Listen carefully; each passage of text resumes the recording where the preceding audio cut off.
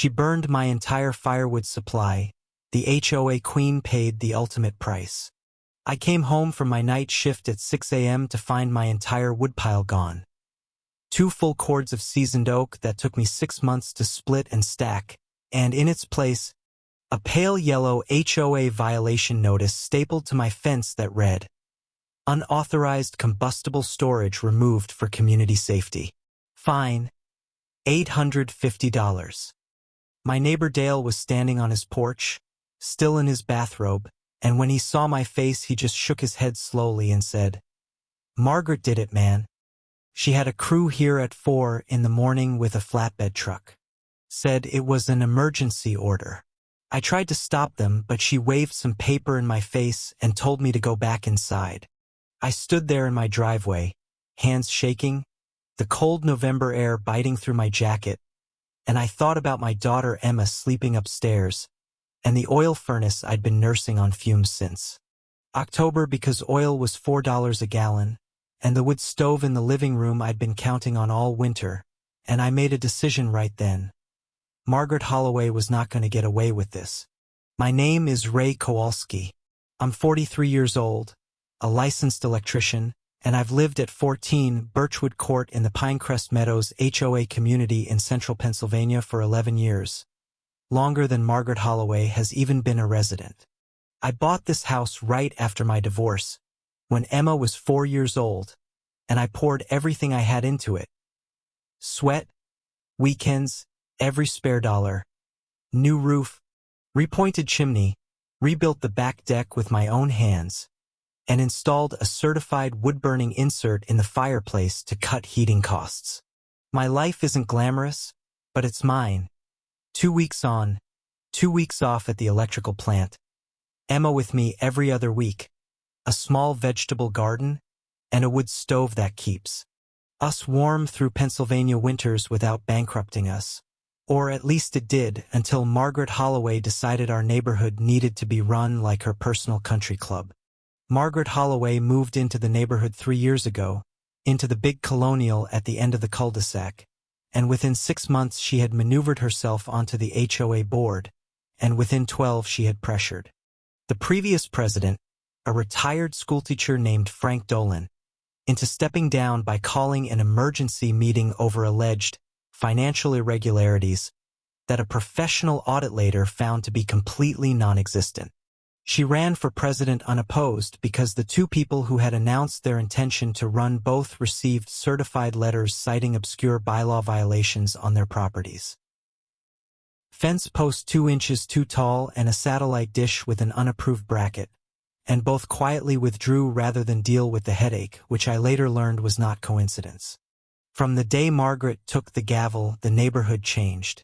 She hired a property management company called Pinnacle Community Solutions, owned by a man named Gerald Fitch, who was, as I found out much later, her brother-in-law, though she never disclosed that to the board. Pinnacle started sending out violation notices the way other people send Christmas cards. Constantly, cheerfully, and with complete disregard for whether you'd actually done anything wrong. My first notice arrived 2 weeks after Pinnacle took over, citing unapproved landscaping modifications for the raised garden beds I'd built 4 years earlier under the previous board's written approval. I appealed the notice immediately, drove to the management office with my original approval letter in hand, and Gerald Fitch sat behind his desk, looked at the letter, and told me the board had reviewed the historical record and determined the approval had been improperly granted, so it was now void. I asked to see that review in writing. He said he'd mail it. He never did. That was the beginning of what I can only describe as a slow-motion campaign of harassment, conducted with bureaucratic precision and a veneer of neighborly concern so thick it would make your teeth hurt. Margaret always smiled when she spoke to you. That was the thing that got me the most. The constant, deliberate smile. The woodpile started as a completely straightforward thing. Every fall, I buy or cut 2 cords of firewood, stack it properly along the side of my garage, cover it with a waterproof tarp, and burn it through the winter. I'd been doing this for 8 years. Every previous HOA board had seen it and said nothing, because there was nothing to say.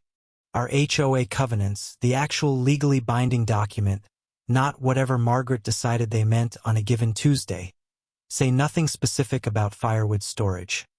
The closest relevant clause is Section 7.4, which requires that materials stored on the exterior of a property be maintained in an orderly and visually unobtrusive manner. My stack was neat, covered, and on the side of the house, not even visible from the street.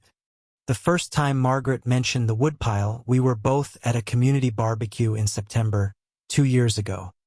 She walked up while I was refilling my paper plate, glanced toward the side of my house, and said in that honey-sweet voice of hers, "Ray, that wood situation on your property. You might want to think about tidying that up before the board's fall walkthrough." I told her it was tidy. She smiled and said, "Of course it is. I'm sure you think so." I didn't give it much more thought. The fall walkthrough came and went, and I received no notice about the woodpile, only a notice about my mailbox, which she claimed was oxidized beyond community standards. I repainted it. 3 weeks later, I got a second notice saying the color was not in harmony with the approved palette. Even though I had used the exact color code listed in the HOA documents, I started keeping records after the mailbox situation. Not because I had any grand strategy, just because I'd been raised by a father who worked in the trades and who told me, when someone keeps coming at you with paper, you hit them back with better paper. I bought a binder, kept every notice, every response, every receipt, every date-stamped photograph.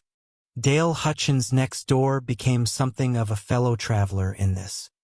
Dale is 62, retired from the post office, lifelong resident of Pinecrest Meadows, and he had his own running list of grievances against Margaret that stretched back to her first week on the board, when she had cited him for a wind chime she claimed was creating a noise nuisance. A single wind chime, in a backyard. Dale and I had a habit of having coffee on his back porch on Saturday mornings when Emma was at her mom's, and over those coffees we slowly assembled a picture of what Margaret was actually doing in this neighborhood, because neither of us saw the whole thing until we started comparing notes. She was running a system. Violations got filed against people she wanted to pressure. The fine revenue went to Pinnacle, and Pinnacle had discretion over how to allocate administrative fees. The board meetings were managed so tightly that dissenting residents never got more than 2 minutes at the microphone, and any motion from a non-board member required a 48-hour written submission that Margaret then had the power to rule procedurally deficient. Dale had actually attended every board meeting for a year and documented the pattern. He showed me a spreadsheet one morning, printed out because Dale doesn't trust clouds, as he puts it, showing that in 14 months, Pinnacle had issued 247 violations, of which 189 had been assessed against 11 households, all of them people who had either opposed Margaret's election or had publicly questioned board decisions. The 6 households that never received a single violation in that period all had something in common. Their owners had donated to Margaret's Community Beautification Fund, a discretionary pool of money she controlled personally that the board had approved with almost no oversight because Margaret had structured the vote on a night when 2 of the 3 independent board members were absent. I want to be clear about something because I've told this story to people and they sometimes ask why nobody just left or why nobody fought back sooner. And the answer is the same answer it always is with these situations, because she made it costly and exhausting and confusing, and because when you're working full-time and raising a kid and trying to hold your life together, fighting a bureaucratic vampire takes energy you don't always have. I also want to be clear that I don't think I was special in any way for eventually fighting back. I think I got pushed far enough for long enough that I stopped calculating the cost.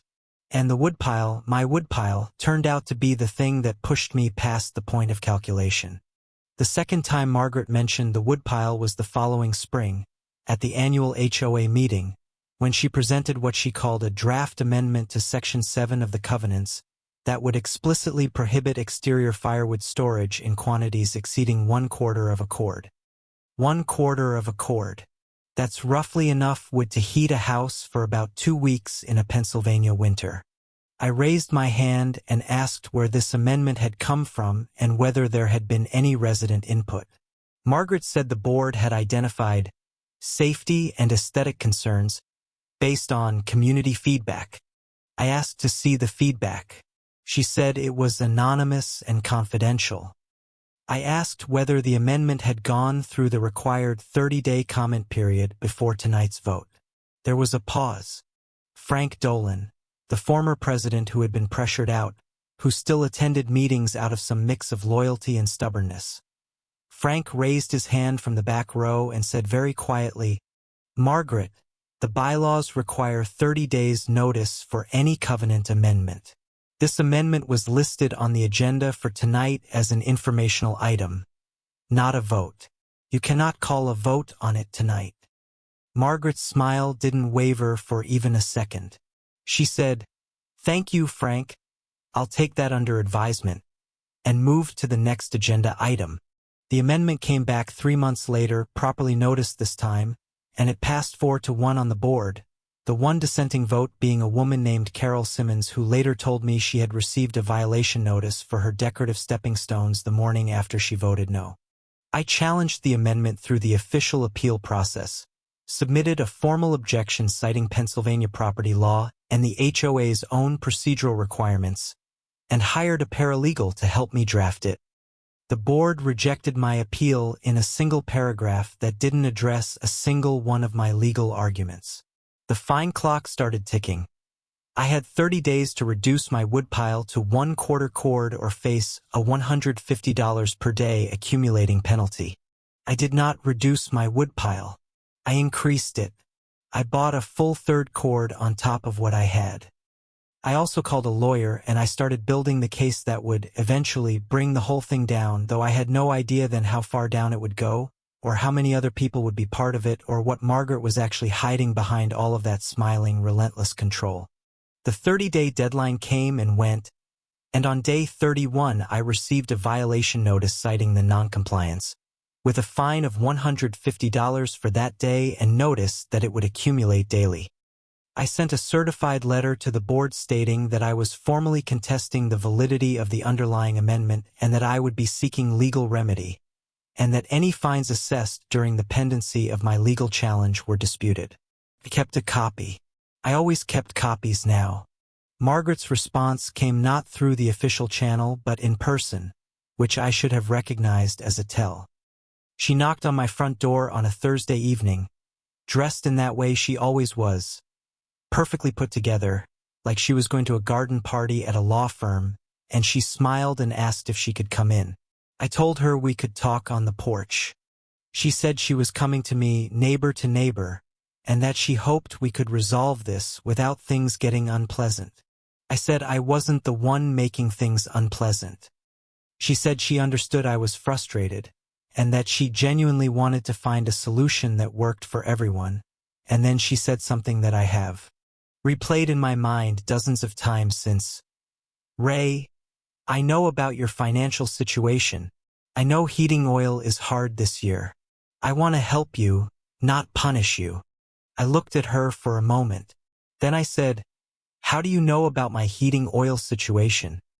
And she smiled and said, "This is a small community, people talk," and moved on smoothly to offering me a compliance extension of 90 days if I agreed in writing not to pursue any legal challenge to the woodpile amendment. I told her I'd think about it. I was actually thinking about something else entirely, how she knew what she knew and what it meant. I talked to Dale that weekend and told him about Margaret's visit. Dale got very quiet. Then he said, "Ray, you know I had my furnace serviced in September, right? The oil company guy, when he came to check the tank, he talked to Margaret at the end of the driveway for about 10 minutes before he left.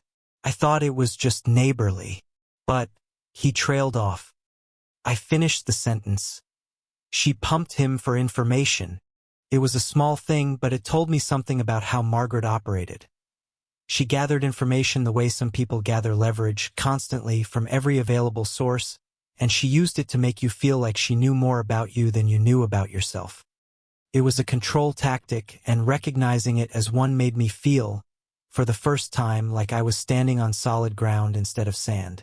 I did not sign the compliance agreement.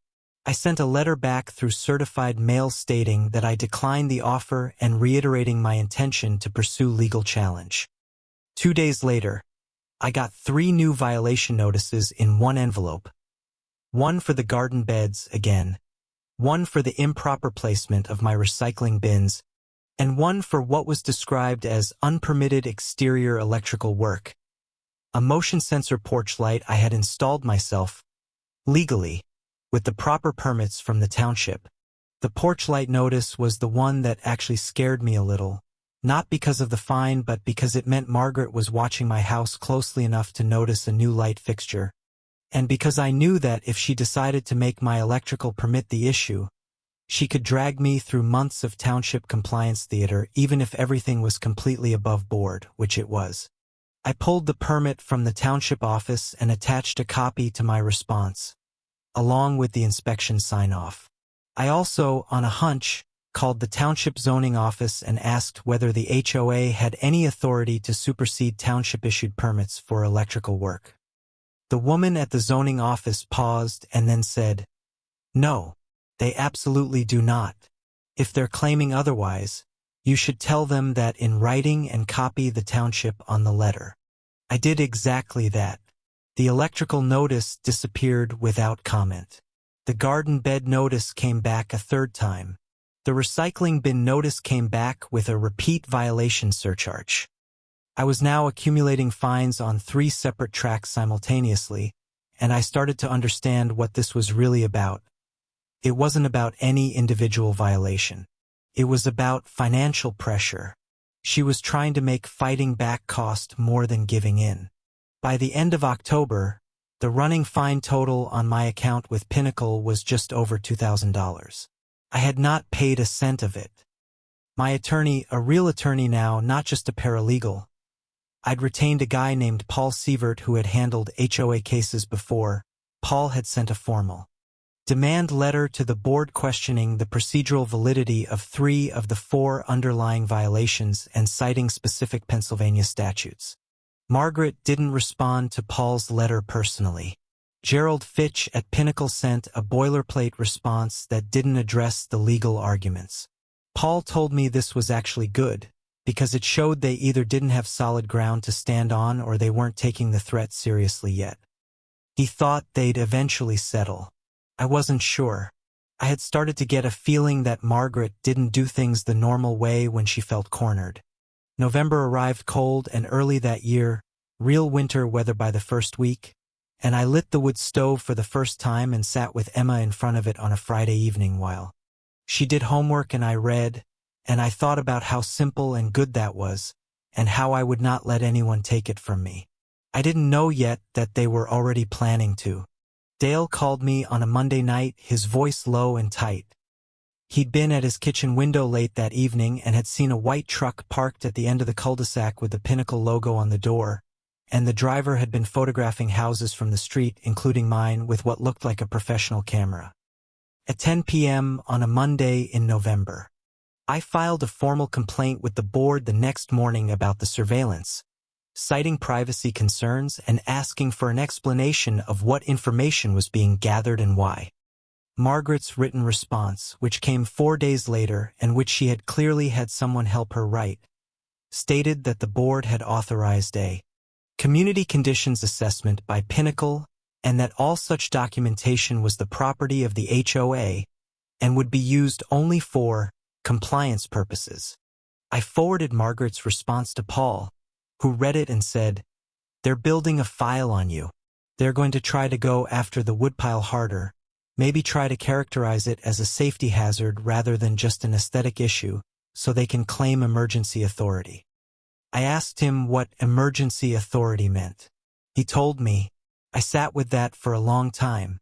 The HOA's governing documents included an emergency provision, Section 11.2, that allowed the board president to authorize immediate remedial action on a property if the situation represented an imminent threat to community safety, without going through the normal notice and hearing process.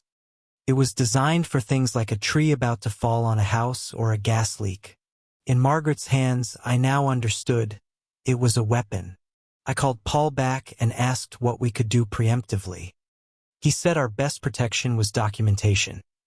Get the woodpile inspected by a certified fire safety professional, get a written statement that it met all relevant safety codes, and make sure that statement was on record with the board before Margaret could make her move. I called a fire safety consultant that afternoon and scheduled an inspection for the following week. The inspection happened on a Wednesday. The consultant, a retired fire marshal named Ted Graber, walked around the woodpile, checked the distance from the structure, examined the stacking and the tarp, and told me it was textbook. Properly stored, appropriate distance from the house, no hazard whatsoever. He gave me a signed written statement on his letterhead. I sent a copy to the board the same afternoon by certified mail. I remember feeling, when I dropped that envelope in the mailbox, a kind of grim satisfaction. I had plugged the hole before she could use it. I was learning to play her game. I just didn't know yet that she wasn't playing by any rules at all. The next 2 weeks were quiet, which I should have recognized as suspicious. No new violation notices. No letters from Pinnacle. No sightings of the white truck. Even Dale said the street felt different, calmer, like the eye of something. He didn't like it. Neither did I, but I was working long shifts and Emma was home for the week and I let myself relax just a fraction. That was my mistake. On a Tuesday night, 2.5 weeks after the fire safety inspection, my neighbor across the street, a woman named Linda Park, texted me at 11 p.m. to say there was a truck in the neighborhood she didn't recognize, parked on the far side of the cul-de-sac with its lights off. I looked out my bedroom window. I could see it, dark-colored, no logo I could make out, engine running. I almost went outside. I want to say that clearly. I almost went out there. But Emma was asleep in the next room, and it was late, and the truck wasn't on my property, and I told myself I was being paranoid. I went back to bed. I didn't sleep well. At 6 a.m., I got up, looked out the window, and the truck was gone. I went outside. The woodpile was gone. And that is where we started. Standing in my driveway in the cold, looking at the fence where my wood used to be, holding a yellow violation notice, with my neighbor in his bathrobe across the driveway, telling me that Margaret Holloway had done this, and that she'd had the nerve to do it at 4 in the morning, and that he had watched it happen and been powerless to stop it. The first call I made was to Paul Sievert at 6:15 in the morning. He answered on the third ring, which told me something about the kind of lawyer he was. I read him the notice. He was quiet for a moment. Then he said, "Ray, did they actually remove the wood from your property?" I said yes. He said, "Okay, that changes things significantly. Don't touch anything. Take photos of everything right now, including the ground where the wood was, and the fence post where the notice is stapled. I'll meet you at your house at 9. I photographed everything. The empty space along the side of my garage, the impressions in the mud where the stacking pallets had been, the fence post, the notice itself, the street where tire tracks were still visible in the frost. I even photographed the frost because the tracks told me something about the weight of the vehicle that had been here. I didn't know then if it would matter. I photographed it anyway. Dale came over while I was doing this and stood by quietly, drinking his coffee until I was done. Then he said, "There were 2 trucks, one flatbed and one regular pickup. For men. Margaret was here herself, Ray. She stood right there." He pointed to the edge of my driveway. "In a coat, watching. She had a clipboard." "She had a clipboard," I repeated. Dale nodded. "She was checking things off," he said. That detail, the clipboard, the checking things off, the standing there at 4 a.m. in a coat watching my property be stripped. That detail lodged in me like a splinter. She hadn't just authorized this. She had come to watch it. She had wanted to see it done. Paul arrived at 9 and walked the property with me, taking his own notes. He read the violation notice carefully, twice. Then he looked at me over his reading glasses and said, "This notice cites section 11.2, the emergency provision. They're claiming the firewood constituted an imminent safety hazard. But you have a fire safety inspection from 2 weeks ago saying it doesn't. That's a problem for them. Can she do this?" I asked. "Can she just come onto my property at 4 in the morning and take my stuff?" Paul took a breath. Under section 11.2, the board president has limited authority to take emergency action on a property after providing notice to the owner. The notice provision is the key word. You were served notice via that yellow note. On the fence simultaneously with the removal, not before it. That's not valid notice. That's not how the provision works.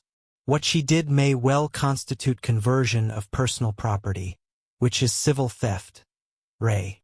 I felt something cold and clear settle over me. Not anger exactly, more like resolve. What do I do?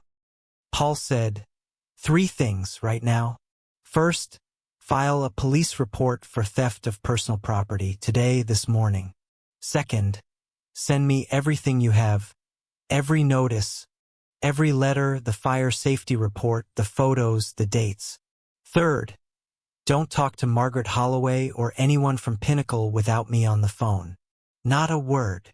I went to the township police station at 10:30.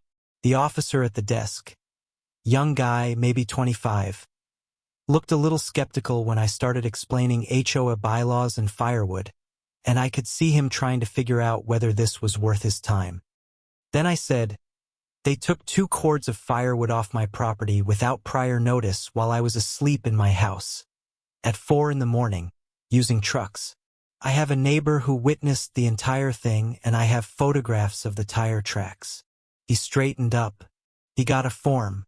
The officer who took my report, his name tag said Kowalczyk, which made him grin when he saw my last name. He said, "Polish brothers?" And I said, "Apparently."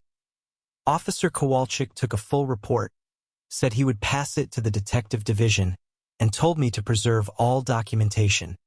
When I mentioned that the HOA president had been personally present for the removal, he raised an eyebrow and wrote something extra in his notes. I called Paul from the parking lot of the police station and told him. He said good, and that he was already drafting a cease and desist letter to the board and to Pinnacle. He also said something I wasn't expecting. "Ray, I want you to request a complete financial accounting from the HOA, every expense, every vendor payment, every fine collected and disbursed going back 3 years. You're entitled to it as a member, and I want to see what Pinnacle's been getting paid." I submitted the financial records request in writing that afternoon. The bylaws required the board to respond within 14 days. I put the request in certified mail and emailed a copy to the board's official email address, then saved the delivery confirmation. I was getting very, very good at certified mail. Margaret's response to the cease and desist came faster than I expected, 3 days, through her own attorney, a man named Bradford Ellis, whose firm was based in Harrisburg and whose letterhead looked expensive. The letter was long and dense and essentially said that the board had acted within its authority under section 11.2, that the firewood had constituted a fire hazard, and that Mr. Kowalski's legal claims were without merit. It did not mention the fire safety inspection. It also contained a line at the end that said, "Mr. Ellis's client is prepared to discuss a resolution in which the assessed fines are waived in exchange for Mr. Kowalski's withdrawal of any and all claims." Paul read the letter and laughed. Not meanly, genuinely. "She's scared," he said. "You don't go from 'we acted completely within our authority' to 'let's settle' in the same letter if you're confident." He told me to say nothing and let him handle the response. Meanwhile, the police case was moving. A detective named Carver called me 4 days after the report and asked follow-up questions. Specifically, she wanted to know who Pinnacle Community Solutions was, what relationship they had to the HOA, and who had hired and dispatched the crew that removed the wood. I gave her everything I had.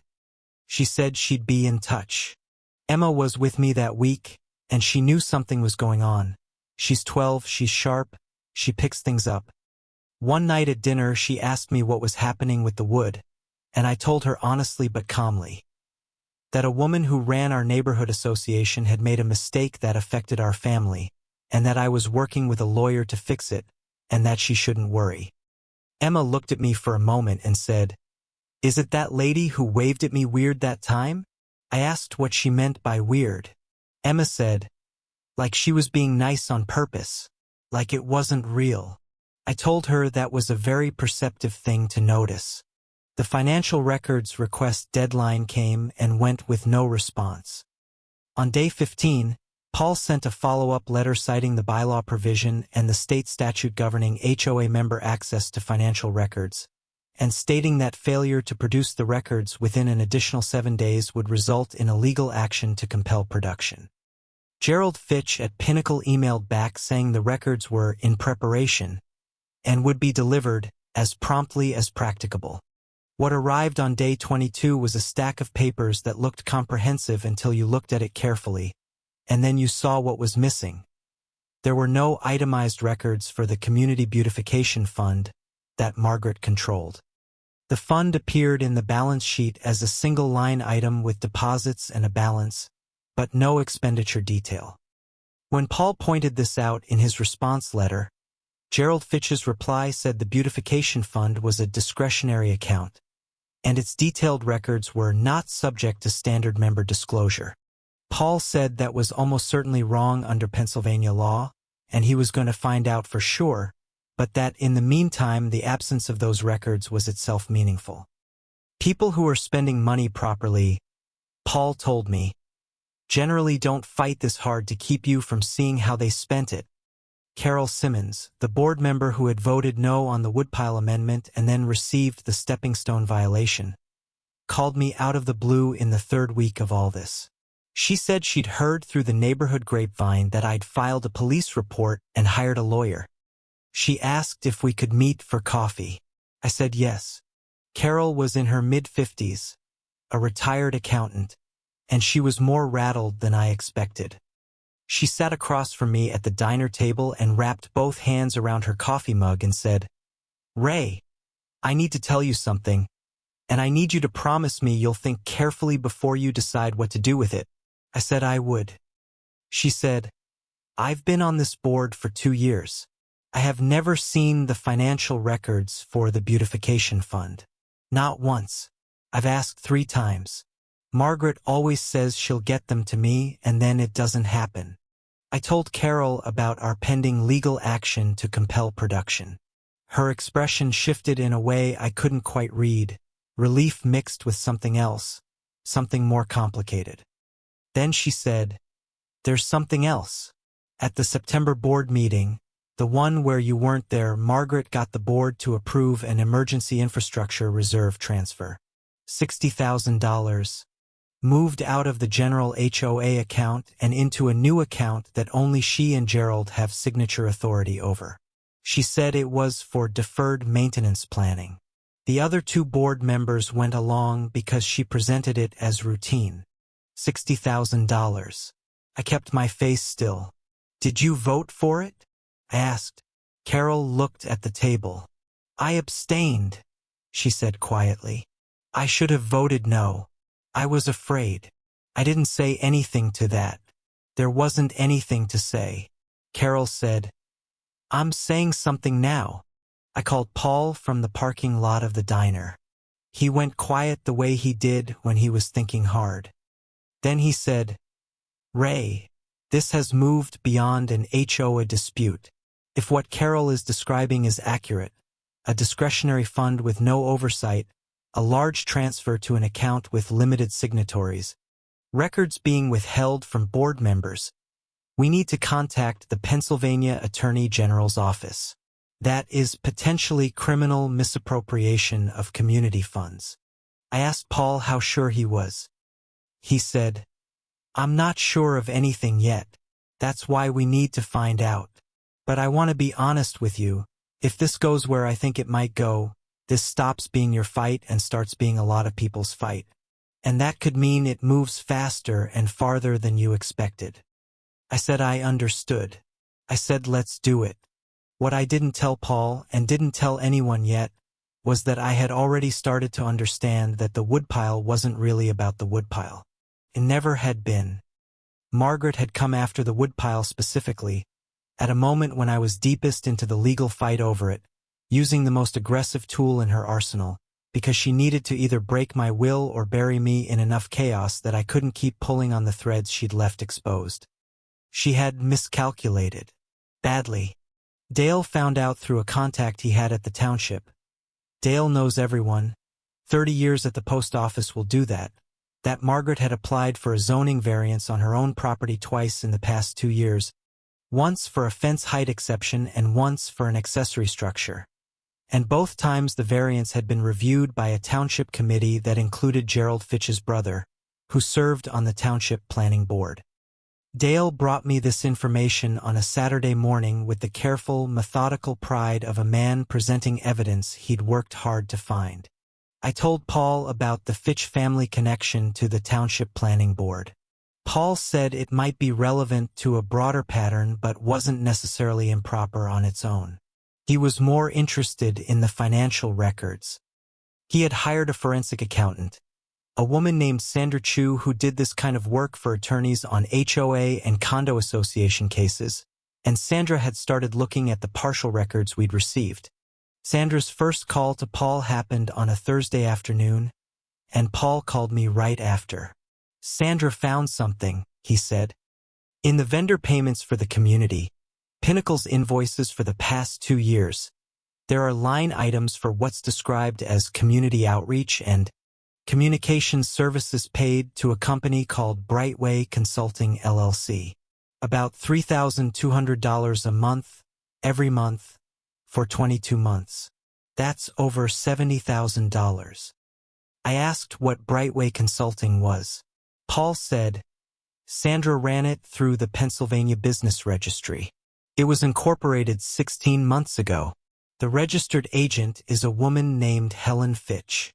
Helen Fitch. Fitch. Related to Gerald? I asked.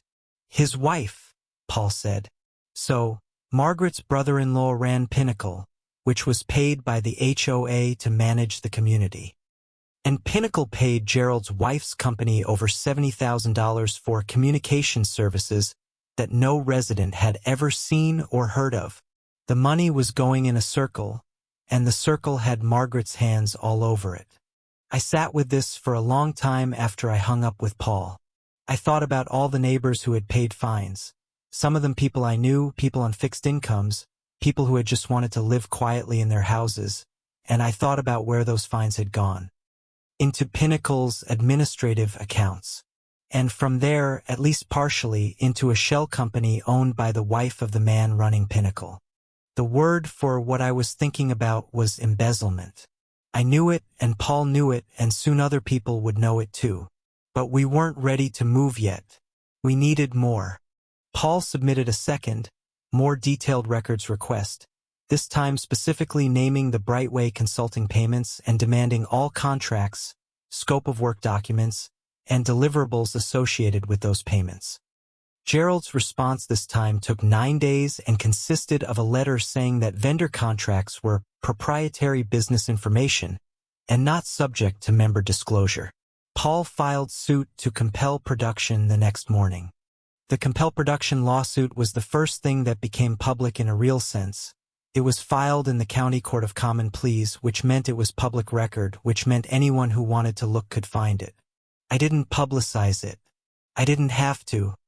Within 4 days, I had received messages from 6 other residents of Pinecrest Meadows who had found the filing and wanted to know what was going on. I asked Paul if I could talk to them. He said yes, carefully, and not to discuss anything that might prejudice the case, but that gathering information from affected community members was fine and potentially useful. So I started having conversations. Quiet, careful, in living rooms and on back porches, with neighbors I'd nodded to for years and never really spoken to. comparing notes about what Margaret's board had done to us. What I heard in those conversations was worse than what had happened to me. A retired couple named the Hoffmans had paid over $4,000 in fines over 18 months for violations that included the placement of a garden gnome, the presence of a basketball hoop in their driveway, and unapproved exterior color. Their house was the same color it had been when they bought it 12 years earlier, before the HOA even existed. They'd paid rather than fight because Mr. Hoffman had health issues and they couldn't handle the stress. When Mrs. Hoffman told me this, her voice was steady, but her hands weren't. A young family named the Nguyen's, first-generation homeowners, just moved in 2 years ago, both working, 2 small kids, had been cited 7 times, including twice for unsecured trash containers, for bins they'd put out the night before trash day, which is what everyone does. They'd started talking about selling and moving out of the neighborhood. They thought this was just how HOAs were. They didn't know you could push back.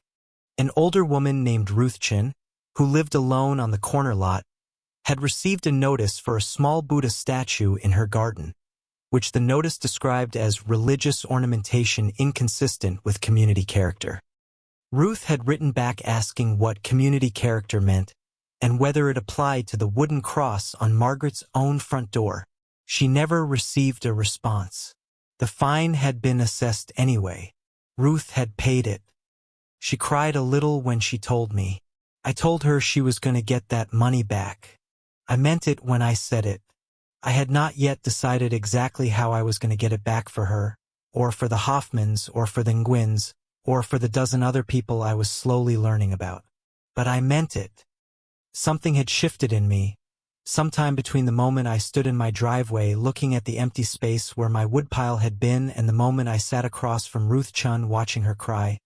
And what had shifted was the scope of what I understood I was fighting for. This wasn't about my firewood anymore. It hadn't been about my firewood for some time. It was about all of us.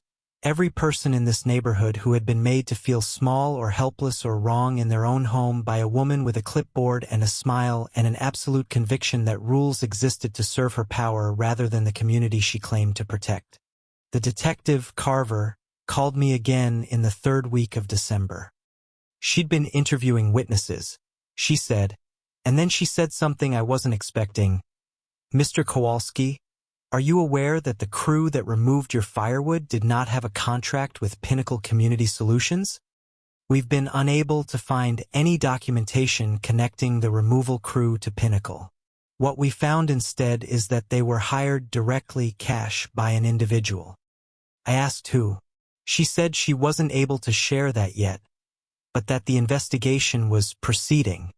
Cash hire.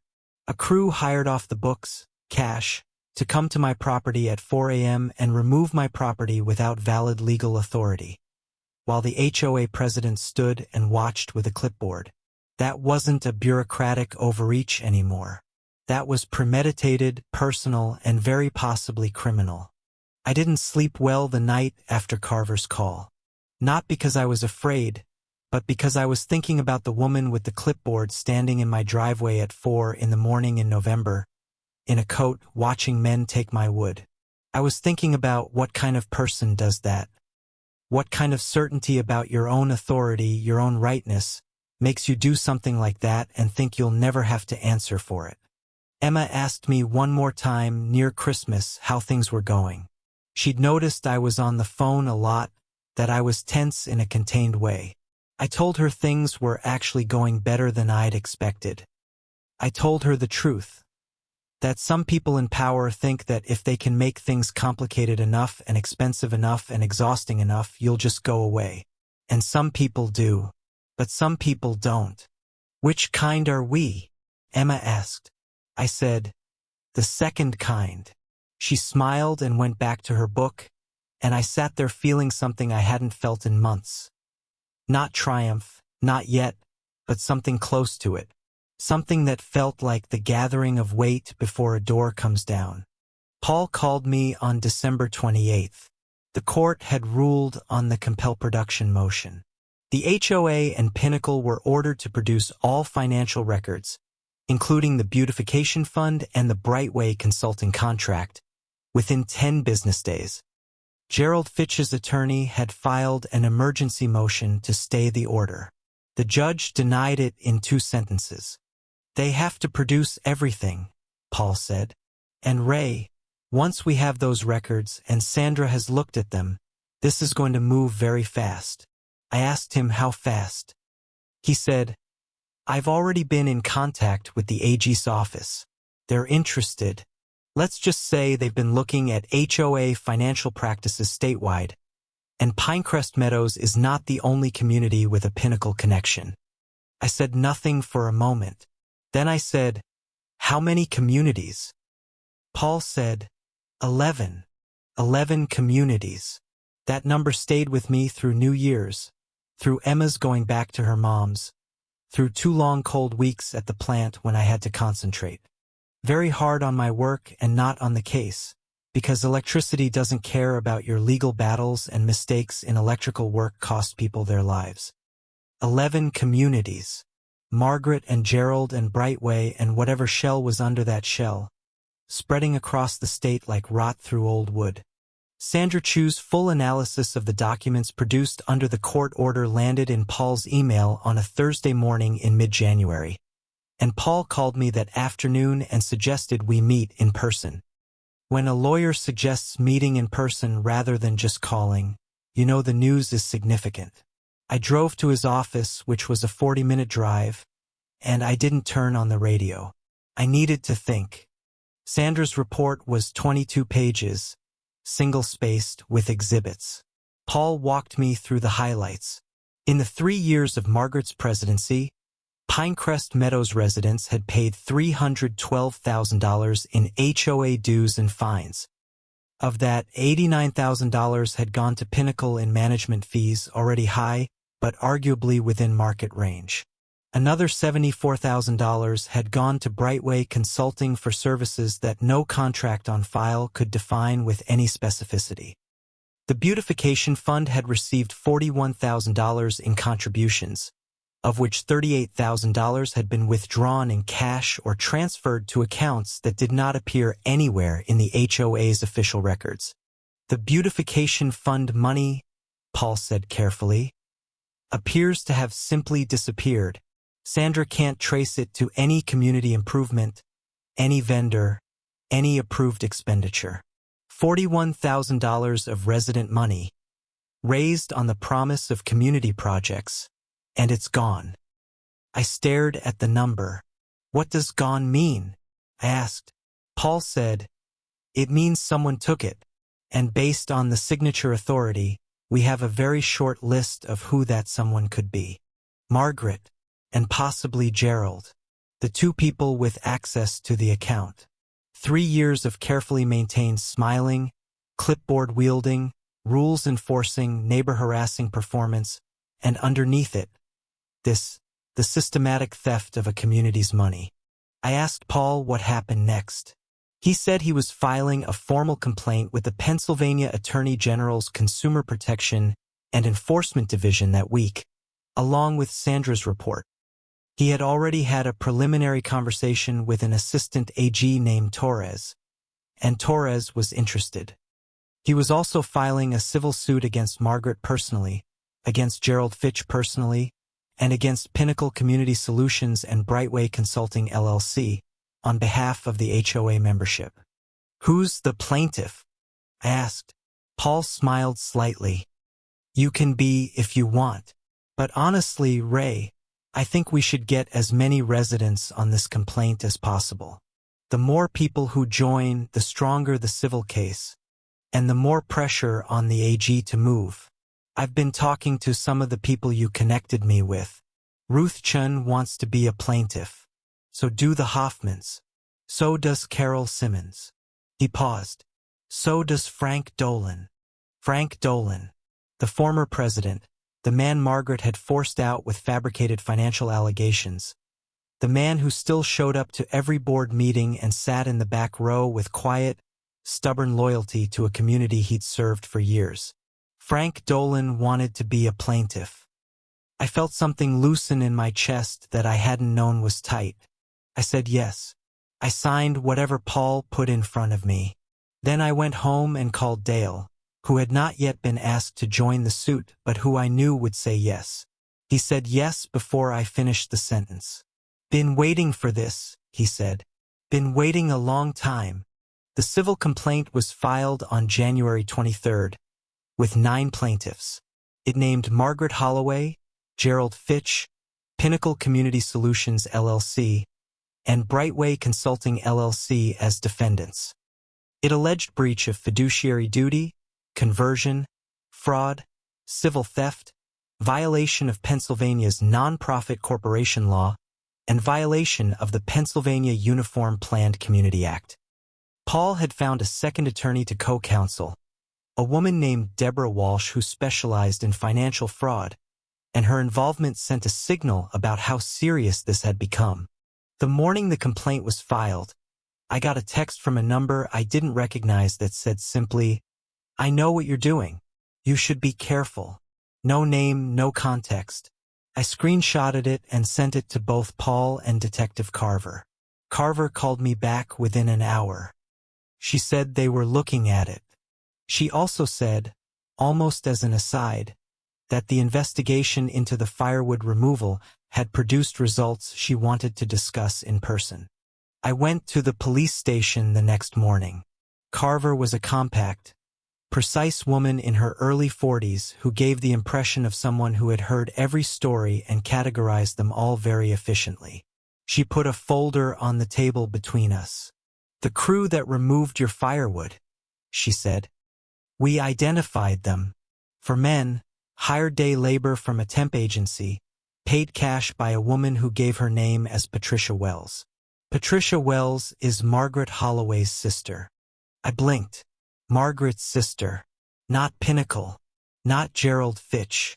Margaret had personally hired, through her sister, an off-the-books crew to remove my firewood using a legal authority she didn't validly have, in the middle of the night, after I had refused to sign away my legal rights. "Is that criminal?" I asked. Carver said, "We've consulted with the DA's office. We believe we have grounds for charges of criminal mischief and theft of property. Given the value of the firewood, 2 cords of seasoned hardwood, we're looking at a misdemeanor at minimum, potentially a felony given the organized nature of it." I drove home from the police station thinking about the word organized. That was the right word for it. Every single thing Margaret had done, from the mailbox notice to the surveillance truck to the cash-hired crew to the clipboard at 4 a.m., had been organized, planned, deliberate. She hadn't snapped or lost her temper or made an impulsive mistake. She had decided to do these things step by step, and she had done them with the absolute confidence of someone who had never been held to account. That confidence was about to become her most expensive mistake. The last 2 weeks of January were quiet in a way that felt different from the quiet before.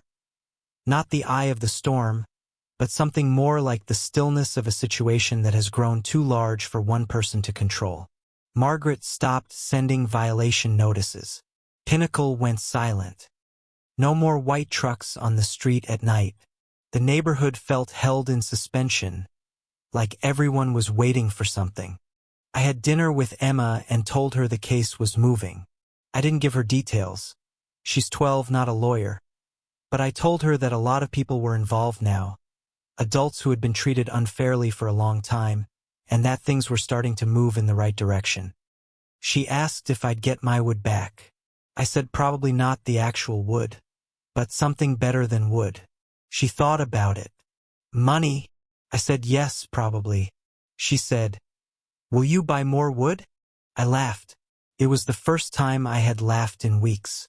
Dale and I had our Saturday coffee, and for the first time in a long time we didn't spend most of it talking about Margaret.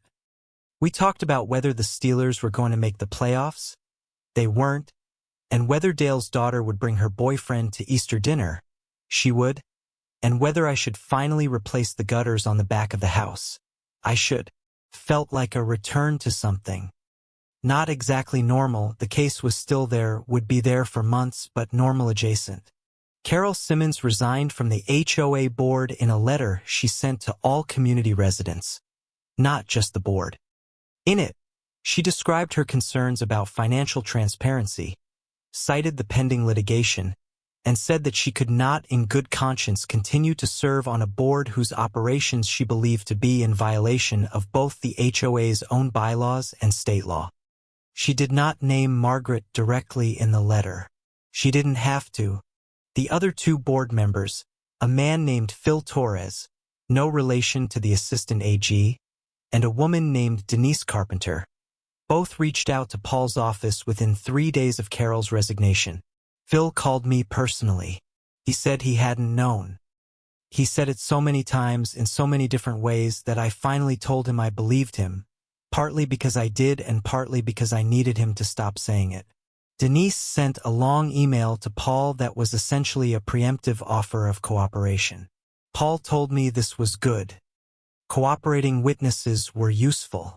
Margaret herself was visible but altered during this period. I saw her twice from across the street, once getting her mail, once getting into her car. Both times she moved quickly, head down, not the sweeping, own-the-block posture she'd had before. She didn't look at my house. She didn't wave. She looked like someone who had received news she hadn't expected and was still processing it. Good. The threatening text I'd received was traced to a burner phone purchased at a gas station in Carlisle, which was 30 miles from Pinecrest Meadows and where Margaret's sister Patricia Wells, as it turned out, lived. Carver told me this with a neutral expression that told me it was very much not neutral information. I asked what it meant for the case. She said, "It's another thread." Ruth Chin brought me a plate of her homemade sesame cookies during this quiet period. She knocked on my door on a Sunday afternoon, handed me the plate and said, "My late husband always said, if someone fights for you, feed them." I said I hadn't done anything yet, not really. She said, "You did something. You made the rest of us possible." I didn't know what to say to that. I thanked her for the cookies. They were excellent. I replaced the wood stove insert filter during this period, just routine maintenance, and I sat in front of the fire with my coffee on a Sunday morning and thought about how much of our sense of safety comes from small, warm, ordinary things. A fire in the grate, a cup of coffee, a quiet house. And how furious it makes you when someone with power decides those ordinary things are theirs to control. The AG's office formally opened an investigation in early February. Assistant AG Torres, the real Torres, called Paul and told him they were pulling records from all 11 communities with Pinnacle connections. Margaret didn't know this yet. Or if she did, she didn't know how serious it was. Not yet. Frank Dolan called me during this quiet period, and we talked for almost an hour, the longest conversation I'd ever had with him, though we'd lived in the same neighborhood for 9 years. He told me about the financial irregularities that Margaret had accused him of when she'd pushed him off the board. He'd hired an accountant at the time to review the records. Everything was clean. The accusations were fabricated from whole cloth.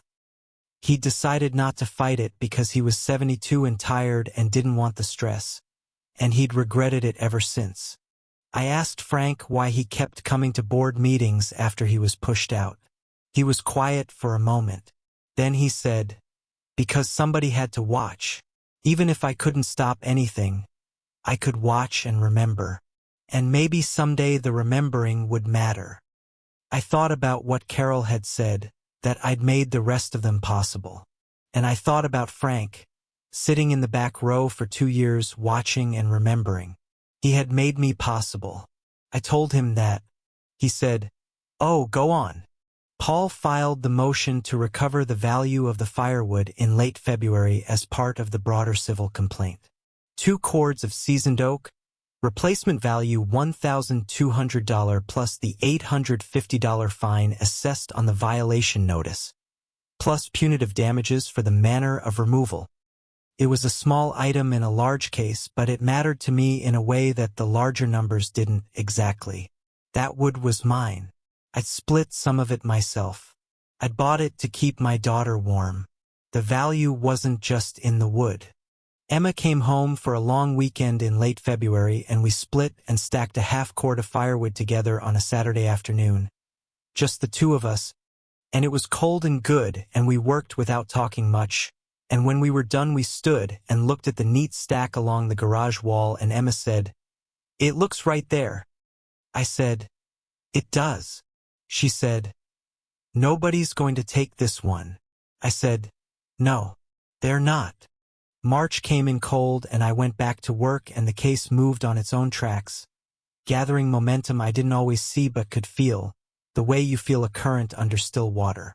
The quiet was ending. The next phase was already beginning, and it would not be quiet at all. The document production ordered by the court, the full financial records, had gone to both Paul's team and, by a separate subpoena, to the AG's office. Sandra Chu was working with a second forensic accountant the AG had assigned. In early March, Paul told me that the picture was significantly larger than even they had expected. I asked how large. He said, "We think the total misappropriation across all 11 Pinnacle communities may be in the range of $2 to $4 million. $2 to $4 million. Taken slowly and cleverly from community pools and HOA accounts and beautification funds across multiple counties, while people like the Hoffmans paid fines for garden gnomes and people like Ruth Chun paid fines for a Buddha statue, and all of that money went into Pinnacle's administrative accounts, and from there into Brightway, and from there into accounts that Margaret and Gerald controlled. $2 to $4 million. The case that had started with my Firewood was now a multi-county financial fraud investigation involving the Attorney General's office, a forensic accounting team, and 11 separate communities. I tried to hold that in my head and mostly couldn't. I went to work. I came home. I kept my fire burning. I waited. Margaret's attorney Bradford Ellis withdrew from the case in mid-March. This was public record, which meant I found out when Paul did. Paul said this was unusual and significant. A retained attorney doesn't withdraw from a client's case mid-proceeding unless there's a serious problem, conflict of interest, inability to pay fees, or the client has lied to the attorney about material facts. Any of those possibilities was interesting. Paul said he had his own guess. He didn't share it.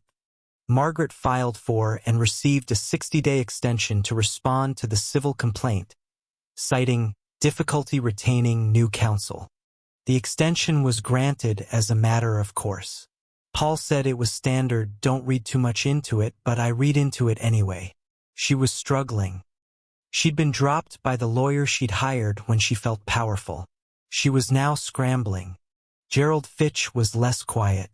In late March, Pinnacle Community Solutions sent notices to all 11 communities they managed, announcing that the company was undergoing an internal operational review and that management services would be temporarily limited. 3 of the communities had already voted to terminate their Pinnacle contracts. 2 others were in the process. The HOA management infrastructure Margaret had built was visibly collapsing. The Pinecrest Meadows board, now consisting of Phil and Denise, the 2 surviving members, plus Carol, who had returned after her formal resignation to help hold things together during the crisis, held an emergency meeting to discuss the situation. Margaret did not attend, which was actually a violation of the board meeting attendance requirements in the bylaws. Phil sent her a certified letter about it. I learned this from Carol, who was quietly delighted. I attended that board meeting. So did Dale and Ruth and the Hoffmans and about 30 other residents who filled the meeting room of the community clubhouse to capacity. Margaret's chair at the board table sat empty. Phil ran the meeting with the slightly dazed competence of a man who has suddenly found himself in charge of a situation much larger than anything he trained for. He did okay, actually. Phil announced that the board was formally placing all pending violation fines in abeyance pending a full audit of the HOA's financial records, that Pinnacle's management contract was being reviewed for possible termination, and that the board was seeking legal counsel of its own, separate from the litigation, to help manage the community through the transition. There was a round of applause that felt strange in that context, genuine but restrained, like everyone was still absorbing what was happening. An older man named Bert Wachowski raised his hand during the public comment period and said, in a voice shaky with age and feeling, "I paid $600 in fines over the last 2 years. I'm on a fixed income. That was real money to me." The room was completely silent. Then Phil said very carefully, "Mr. Wachowski, we hear you. We cannot make any commitments tonight, but we hear you." More applause. Ruth Chun reached over and squeezed Bert Wachowski's arm. "I said nothing at that meeting. I had decided, on Paul's advice, to stay quiet in public settings connected to the case. But I sat there and I felt the weight of what had been done to this community, and I also felt, for the first time, the weight of something that was going to fix it.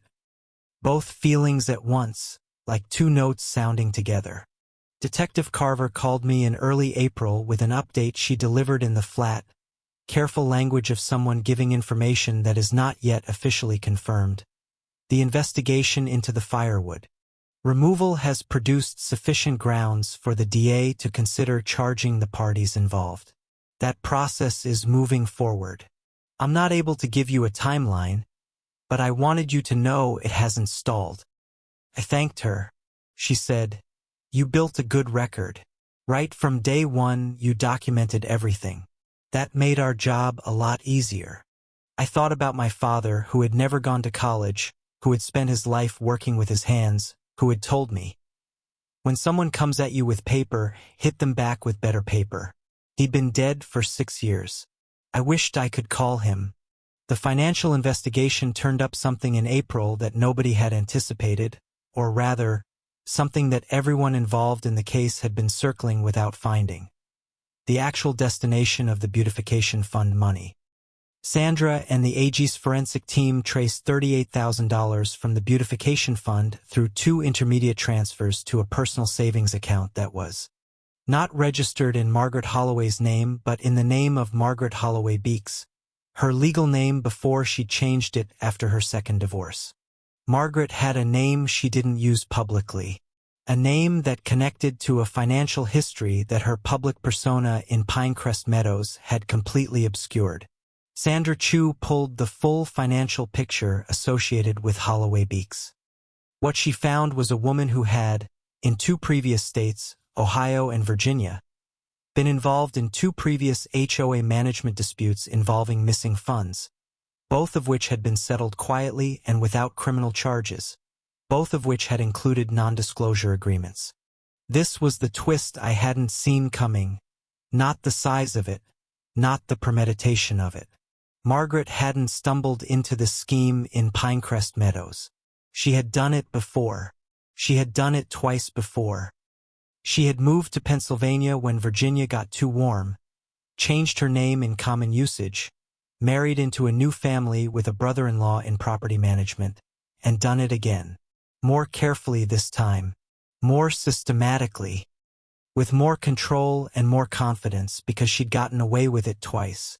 I sat in Paul's conference room when he told me this, and I looked at the wall for a long moment. Then I said, "All that, the violation notices, the fine campaign, the woodpile, the cash crew at 4 a.m., all of that was about keeping people too busy and too scared and too broke to look at the money." Paul said, "Yes, almost certainly. You destabilized her system by refusing to be managed. When you kept pushing, she escalated to the woodpile. It was meant to be the final blow that broke your will. Instead, it lit the match." The AG's office filed charges in late April. 17 counts across 3 defendants: Margaret Holloway Beeks, Gerald Fitch, and Patricia Wells. The charges included criminal misappropriation of organizational funds, conspiracy, theft by deception, and, for Margaret and Patricia specifically, relating to the Firewood removal, criminal mischief, and theft. The filing was covered by the local newspaper the next day, and then picked up by a regional news outlet, and then by a Philadelphia paper, and then a wire service. HOA president charged with stealing from residents across 3 states, was the Philadelphia Inquirer headline. I read it in my kitchen over coffee, with the wood stove going and the morning sun coming through the window, and I felt something I hadn't felt since that morning in November when I came home to an empty space along my garage wall. I felt like a person who had done something real. My phone was full of texts and calls that day. Neighbors, some of whom had barely spoken to me before. People from the other Pinnacle communities who'd found my name through the legal filings. A reporter who wanted to interview me. I called Paul, who said to say nothing publicly and that he'd handle all media inquiries. I called Dale, who said, I told you right from that first morning. He absolutely had. Emma called from her mom's that evening. She'd seen the news alert on her phone and was breathlessly excited in the way that 12-year-olds get excited when they discover that adults actually can win sometimes. She said, Dad, you're in the news. I said I knew. She said, Did she actually go to jail? I said not yet, but the process had started. She said, Is she going to? I said I thought so. Emma said, Good. With a quiet, certain ferocity that made me very proud.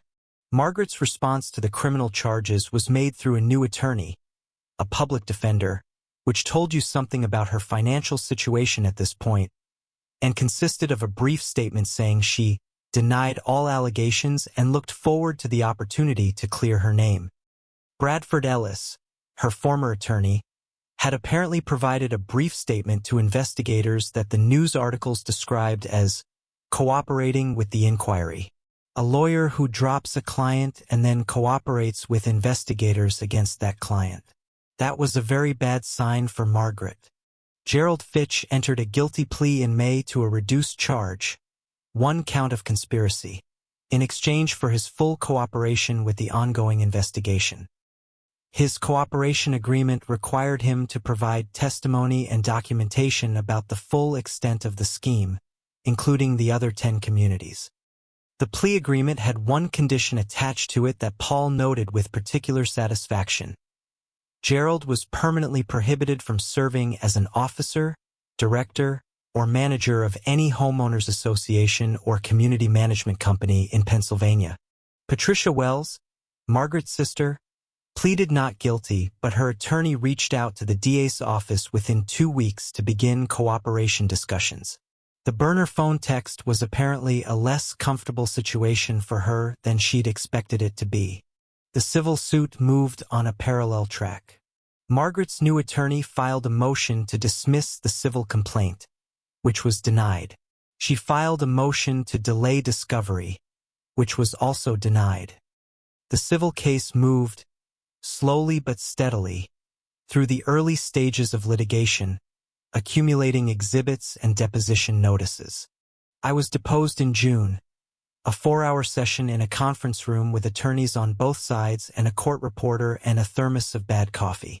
Paul had prepared me well. I told the truth in the order it happened, with the documentation to back up every claim. Margaret's attorney tried several times to suggest that my legal actions had been motivated by personal animus rather than legitimate grievance. I told him, I built a pile of firewood to heat my house. I documented everything because I'd been taught to. I did not pay fines I believed were unlawful. Everything that followed from that. Dale was deposed the same week. He called me afterward and said the opposing attorney had seemed frustrated, which Dale described with the understated satisfaction of a man who had been right about something for a very long time. She called me hostile, Dale said. I told her I was retired from the Postal Service. I said, Ma'am, I'm not hostile. I just have a good memory and I kept all the dates. Frank Dolan's deposition happened in late June. Paul said Frank had been extraordinary, calm, detailed, precise, with records of board meetings going back 4 years, notes he'd kept in composition notebooks, everything dated and in sequence. She was afraid of him, Paul said afterward. Even back when she thought she had him beat. She kept accusing him of irregularities because she knew he was the one person who actually understood how the books were supposed to look. He was the threat, and she took him out first. Frank had seen it all. He'd been sitting in the back row, watching and remembering. The summer was long and full and strange. The case occupied a portion of every week. A call with Paul, a document to review, a question from the AG's office. But life also continued on its own terms. I refinished the back deck. I planted tomatoes. Emma and I went fishing twice at the reservoir outside town, which we hadn't done since she was 8. I slept better than I had in a year. Carol Simmons, who had returned to the board in an interim capacity, organized a community meeting in July to present a financial overview and a recovery plan. The HOA's actual reserves, what was left after the losses, were lower than anyone had hoped, but enough to maintain core services. A new management company had been hired, small, local, recommended by 3 other HOA communities in the county, with a clean record and an open-door policy on financial records. I attended that July meeting and sat in the same seat I'd sat in for every board meeting for the past 2 years, and the room felt different, lighter somehow with more air in it. Phil spoke. Carol spoke. Residents asked questions. Real questions about real things, and they got real answers. It was a mundane miracle, that meeting. The ordinary business of a community conducted by people who were actually trying to do it right. One detail I noticed: there were no clipboards. The criminal trial date for Margaret was set for October. Her attorney was still trying various procedural maneuvers to delay it. The AG's office, I was told by Paul, was confident in the case. They had Gerald Fitch's cooperation. They had Sandra Chu's forensic analysis. They had the bank records. They had the Ohio and Virginia precedents, which, while not criminal convictions, established a pattern of behavior. They had Dale's eyewitness account of the firewood removal. They had Carver's investigation. They had 11 communities' worth of evidence. And they had Frank Dolan's notebooks. I thought about that sometimes in those summer months. How the notebooks mattered. How the binder I'd started after the mailbox notice mattered.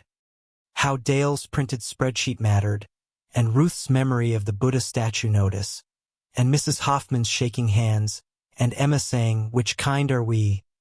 All of it was part of the record.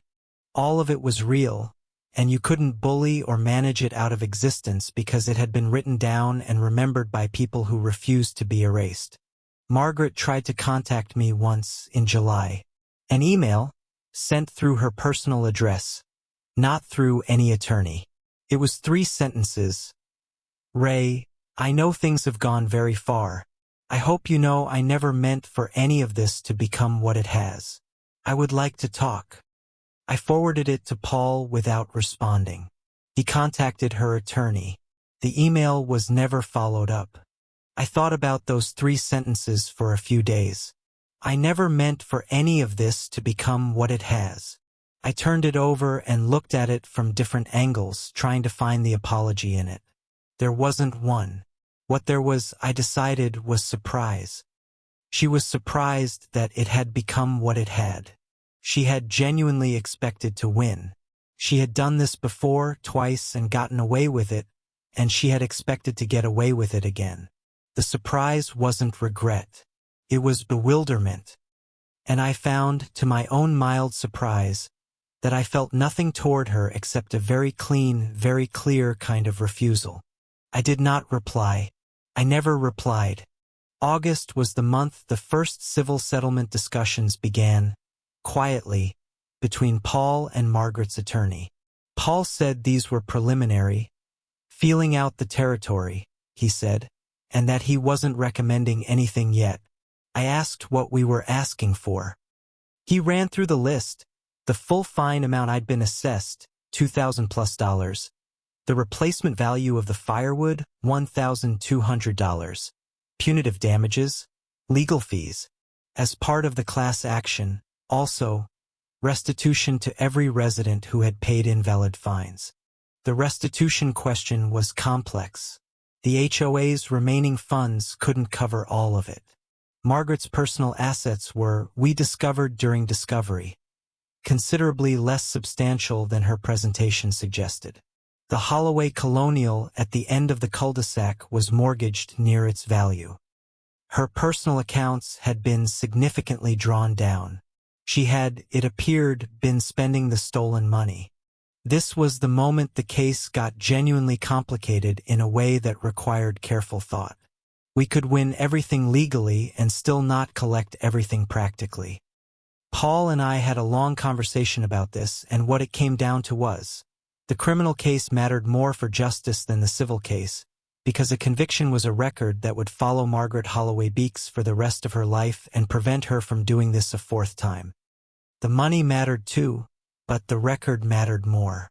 I talked to Ruth Chun about this. I drove to her house on a Sunday afternoon and we sat in her garden, where the Buddha statue stood in quiet defiance in its corner, and I told her honestly that the financial recovery might be partial. She was quiet for a moment. Then she said, "Ray, when my husband was sick, people came and brought food. I didn't invite them. They just came. Because that's what people do when someone is in trouble and they know it." She looked at the statue. "I want her to go to jail. I want people to know what she is. If that's what I get, that's enough." September brought the pretrial hearings. Margaret's attorney made one last motion to exclude Sandra Chu's forensic analysis on the grounds that it had been improperly obtained through the civil discovery process. The judge denied it. The attorney then tried to argue that the Ohio and Virginia matters were unduly prejudicial. The judge denied that too. The door to the evidence was open. Phil Torres, the board member, not the assistant AG, called me in September to tell me that the new management company had conducted its first full compliance audit and found 43 currently active violation notices that were legally unsupportable.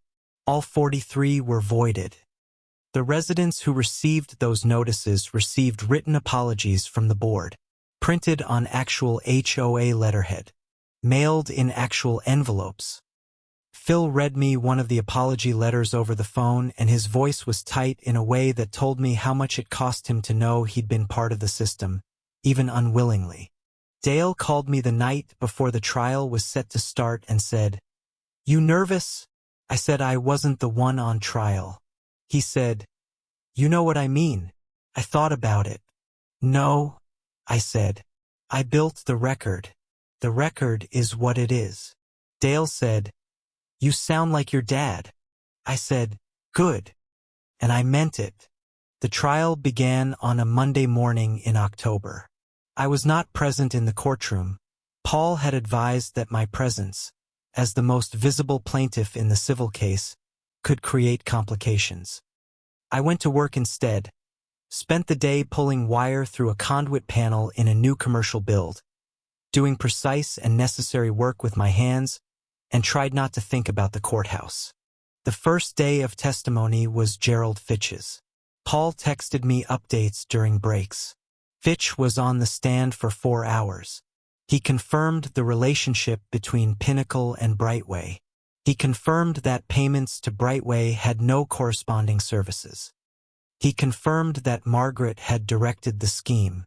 He was, Paul said, devastating, not because he was charismatic or dramatic, but because he was specific and consistent and completely unable to be shaken on the basic facts.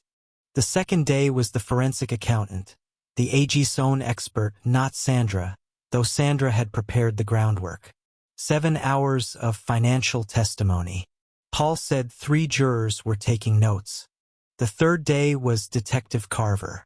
She laid out the Firewood investigation, the identification of the crew, the cash payment, the connection to Patricia Wells, the burner phone. Margaret's attorney cross-examined her for 2 hours. Carver, Paul texted me, gave every answer in complete sentences and cited her documentation at every opportunity. She was fantastic. I asked Paul how Margaret looked. He said, "Composed. Still very composed. She's still doing the smile." I thought about that smile. I thought about it the whole drive home. Dale texted me Wednesday night with something he'd heard from Bert Wachowski, whose nephew worked in the county clerk's office. Margaret had entered the building on Tuesday morning and greeted the bailiffs by name and asked about their families. Still working the room. Still performing the role of a woman who had nothing to worry about because she was the one in charge. Even now. Frank Dolan took the stand on Thursday. I took the afternoon off work and drove to the courthouse, not to go inside but to be nearby. Paul had said I could be in the building as long as I stayed out of the courtroom. I sat in the hallway on a wooden bench for 4 hours while Frank testified, and I thought about his notebooks, about the meticulous record of a man who had been pushed out and kept watching. When the courtroom door opened at the recess and Paul came out, he looked at me and nodded. Just nodded. Frank had been on the stand for 3 hours. He had brought 3 of his composition notebooks as exhibits. He had walked the jury through the timeline of Margaret's presidency month by month, event by event, decision by decision, with dates and meeting minutes and the handwritten notations he'd made in the margins. No quorum, vote improper, no notice provided, amendment not properly recorded. 3 hours of quiet, unshakable testimony from a 72-year-old man with composition notebooks and a 30-year memory of the community he loved. I sat on that bench and felt, for the first time, the full weight of what we'd built together. Not me alone, not my binder and my certified mail, but Frank's notebooks and Dale's spreadsheet and Ruth's steadiness and Carol's courage and the Hoffman's $600 and Emma's question about which kind we were and Dale's Saturday morning coffees and the fire safety consultant and the forensic accountant and the detective who cited her documentation at every opportunity. All of it together. The whole record. Margaret's attorney began the defense case on Friday. The defense called 2 witnesses. A character witness from a charity Margaret claimed to have volunteered with, and a former Pinnacle employee who testified about standard practices in community management, which didn't seem to connect to much of anything the prosecution had charged. Paul told me the character witness was a particular low point for the defense, because he was Margaret's cousin and his last name was Holloway, which Margaret's name was also not exactly. The prosecution closed on Monday. The judge gave instructions Tuesday morning. The jury went to deliberate at 11 a.m. I went to work. I pulled wire. I ate a sandwich at my truck at noon and stared at the parking lot and tried not to count hours. Paul had told me juries could be fast or slow and there was no predicting it. He also told me that, in his experience, financial fraud cases with strong documentary evidence tended to move faster than cases that depended heavily on witness credibility. At 3:47 p.m., Paul called. "They're back," he said. I drove to the courthouse. I didn't break any traffic laws exactly, but I didn't linger at yellow lights either. I found a parking spot 2 blocks away and walked fast and was in the building by 4:10. I sat in the gallery next to Dale, who had been there all day, and next to Ruth and next to Frank, who was holding his composition notebooks on his lap like a man carrying something he'd been trusted to protect. The courtroom went quiet. The jury filed in. I looked at their faces and could not read them, which Paul had told me was usually a good sign. A jury that has decided something difficult tends to look solemn rather than distressed. The 4-person stood. The judge asked the question. The courtroom held its breath. On the count of criminal misappropriation of organizational funds, we the jury find the defendant Margaret Holloway guilty. There was a sound in the courtroom, not loud but real, a collective release of breath that had been held for months, for years in some cases, and the judge called for order, and the room quieted, and the 4-person continued. On the count of conspiracy, we the jury find the defendant Margaret Holloway guilty. Beside me, Dale let out a slow, steady breath through his nose. Ruth Chin was absolutely still. Frank Dolan had both hands flat on his notebooks. On the count of theft by deception, we the jury find the defendant Margaret Holloway guilty. Margaret was sitting at the defense table, her back straight, her expression controlled. But I could see from where I sat that her hands in her lap were gripped together very tightly. Still holding the composure. Still holding it even now. 5 years of practice holding a face that said she was in control of the room. On the count of criminal mischief, arising from the unauthorized removal of property, we the jury find the defendant Margaret Holloway guilty. This was the woodpile count. My woodpile. 2 cords of seasoned oak, stacked along the side of my garage, covered with a tarp, burned to keep my daughter warm. The jury had decided that taking it the way it was taken by who took it at whose direction was a crime. I sat with that. On the count of theft, arising from the unauthorized removal of property, we the jury find the defendant Margaret Holloway guilty. 6 counts. 6 guilty verdicts. Each read in the flat, careful voice of a foreperson who was doing a job with great seriousness. Margaret's attorney requested the verdicts be polled. Each juror, one by one, confirmed their vote. 12 times, 12 voices, confirming the same thing. The judge set sentencing for 6 weeks out. She remanded Margaret into custody pending sentencing, citing flight risk given the multi-state financial history that had emerged during trial. The bailiff approached Margaret. And for the very first time in all of it, the smile disappeared.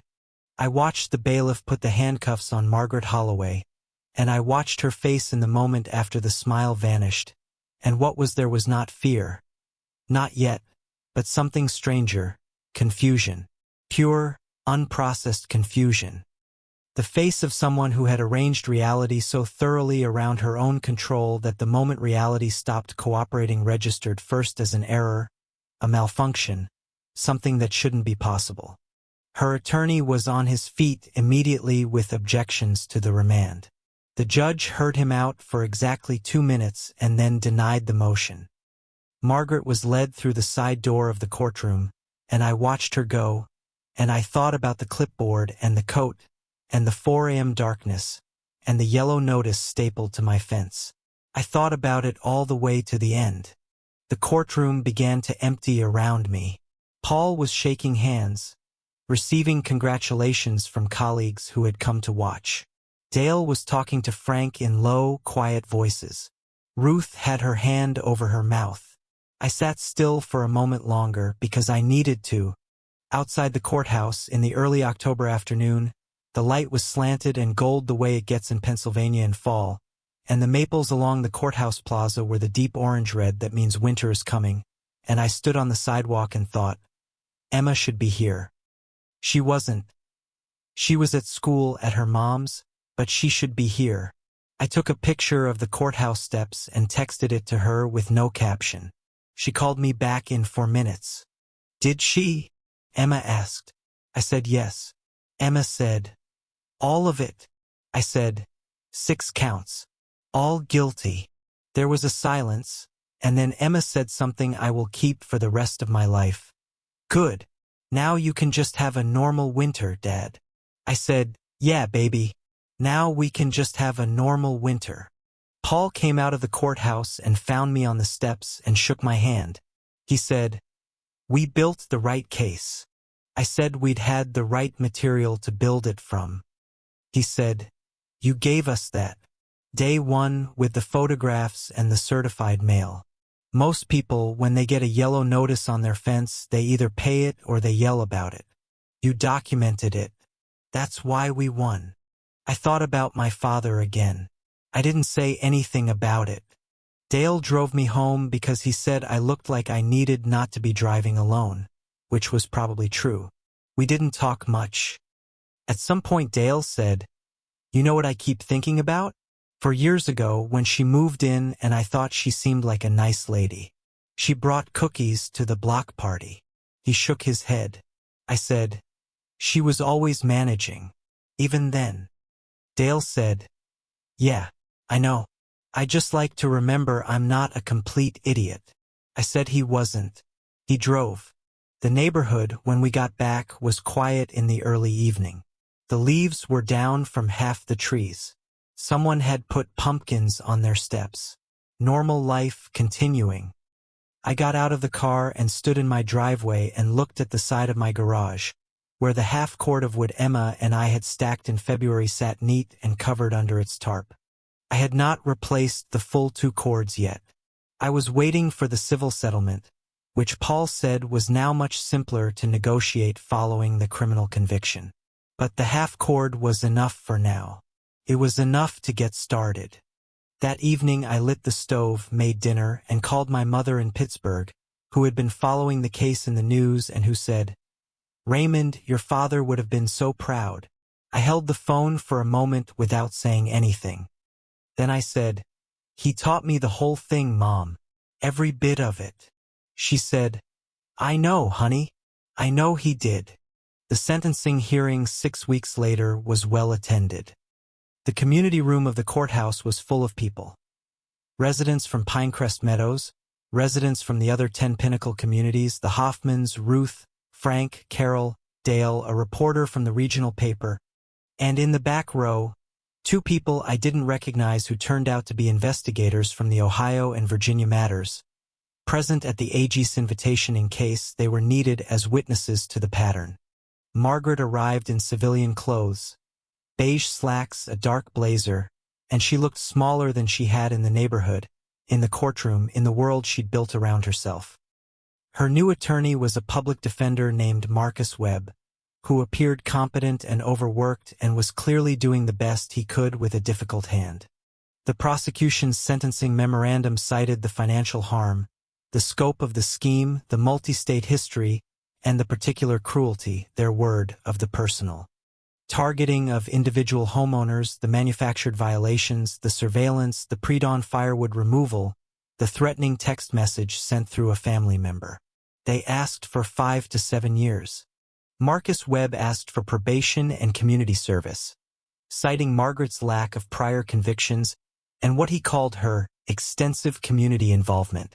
There was a very brief, very charged silence in the courtroom after he said, "Community involvement." Several people in the gallery exchanged looks.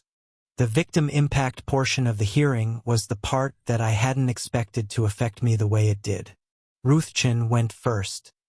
She stood at the podium and said in a steady voice, "I paid a fine for a religious statue in my own garden. I am 68 years old. I bought this house with my husband 30 years ago. This was our home. She made me feel like a stranger in my own home." She sat down.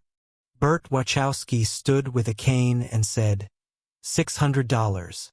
That's my granddaughter's back-to-school clothes for 2 years. Gone. He sat down. Mrs. Hoffman, her name was Irene, read a statement her husband had written because his health didn't allow him to attend. The statement was 3 paragraphs, handwritten, and it described what it felt like to be afraid to look out your front window because you might see another notice on the mailbox. "We were afraid in our own house," the statement said. "We were made afraid by a person who was supposed to protect us." Irene folded the paper precisely when she was done and put it in her purse and sat down. I spoke last.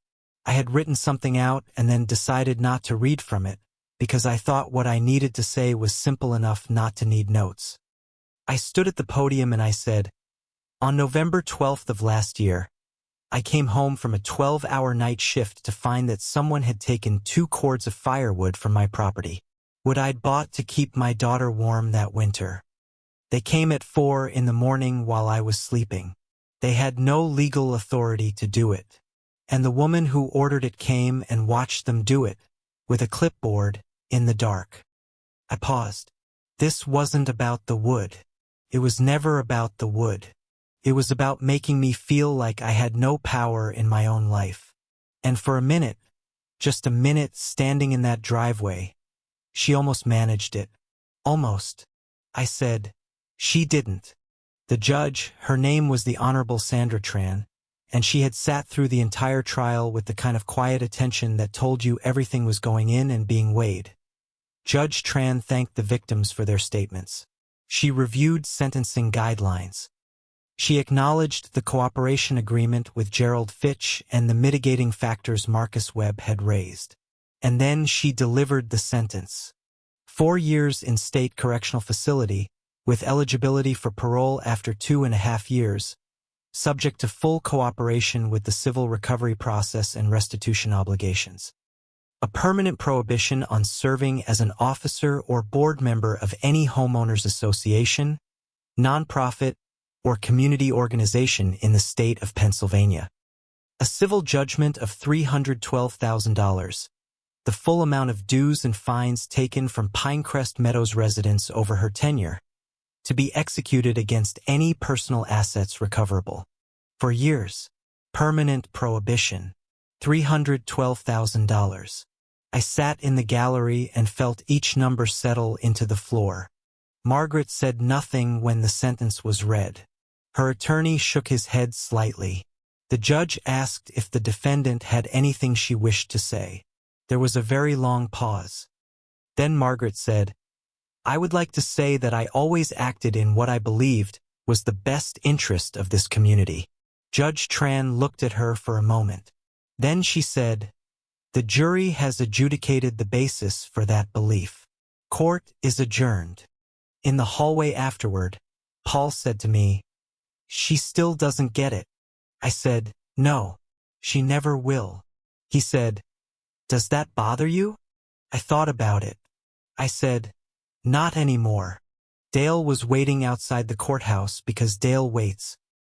He handed me a coffee he'd gotten from the cart down the street and said, "For years." I said, "For years." We stood there drinking our coffees in the cold October air for a while. Then Dale said, "So, with stoves working okay?" I said it was working perfectly. He said, "Good. That's good, Ray." The civil settlement was reached in early December, negotiated over 3 weeks between Paul and Margaret's civil attorney, with the AG's office at the table as well, because the restitution order was tied to both proceedings. I sat in on 2 of the negotiating sessions. Paul let me on the condition that I not speak, and I watched the machinery of accountability do its work, patient and methodical, and found it even more satisfying than I'd expected, in the way that a slow, thorough job done right is always more satisfying than a quick fix. The settlement terms included full restitution of all fines paid to the HOA under Margaret's tenure.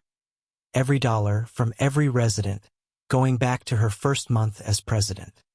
The total was $89,400 across 43 households, including $2,310 of mine, $634 of Ruth's, $624 of Bert Wachowski's, $4,118 of the Hoffmans, and $1,847 of the Nguyen's, who had almost sold their house and moved away, who had thought this was just how HOAs were.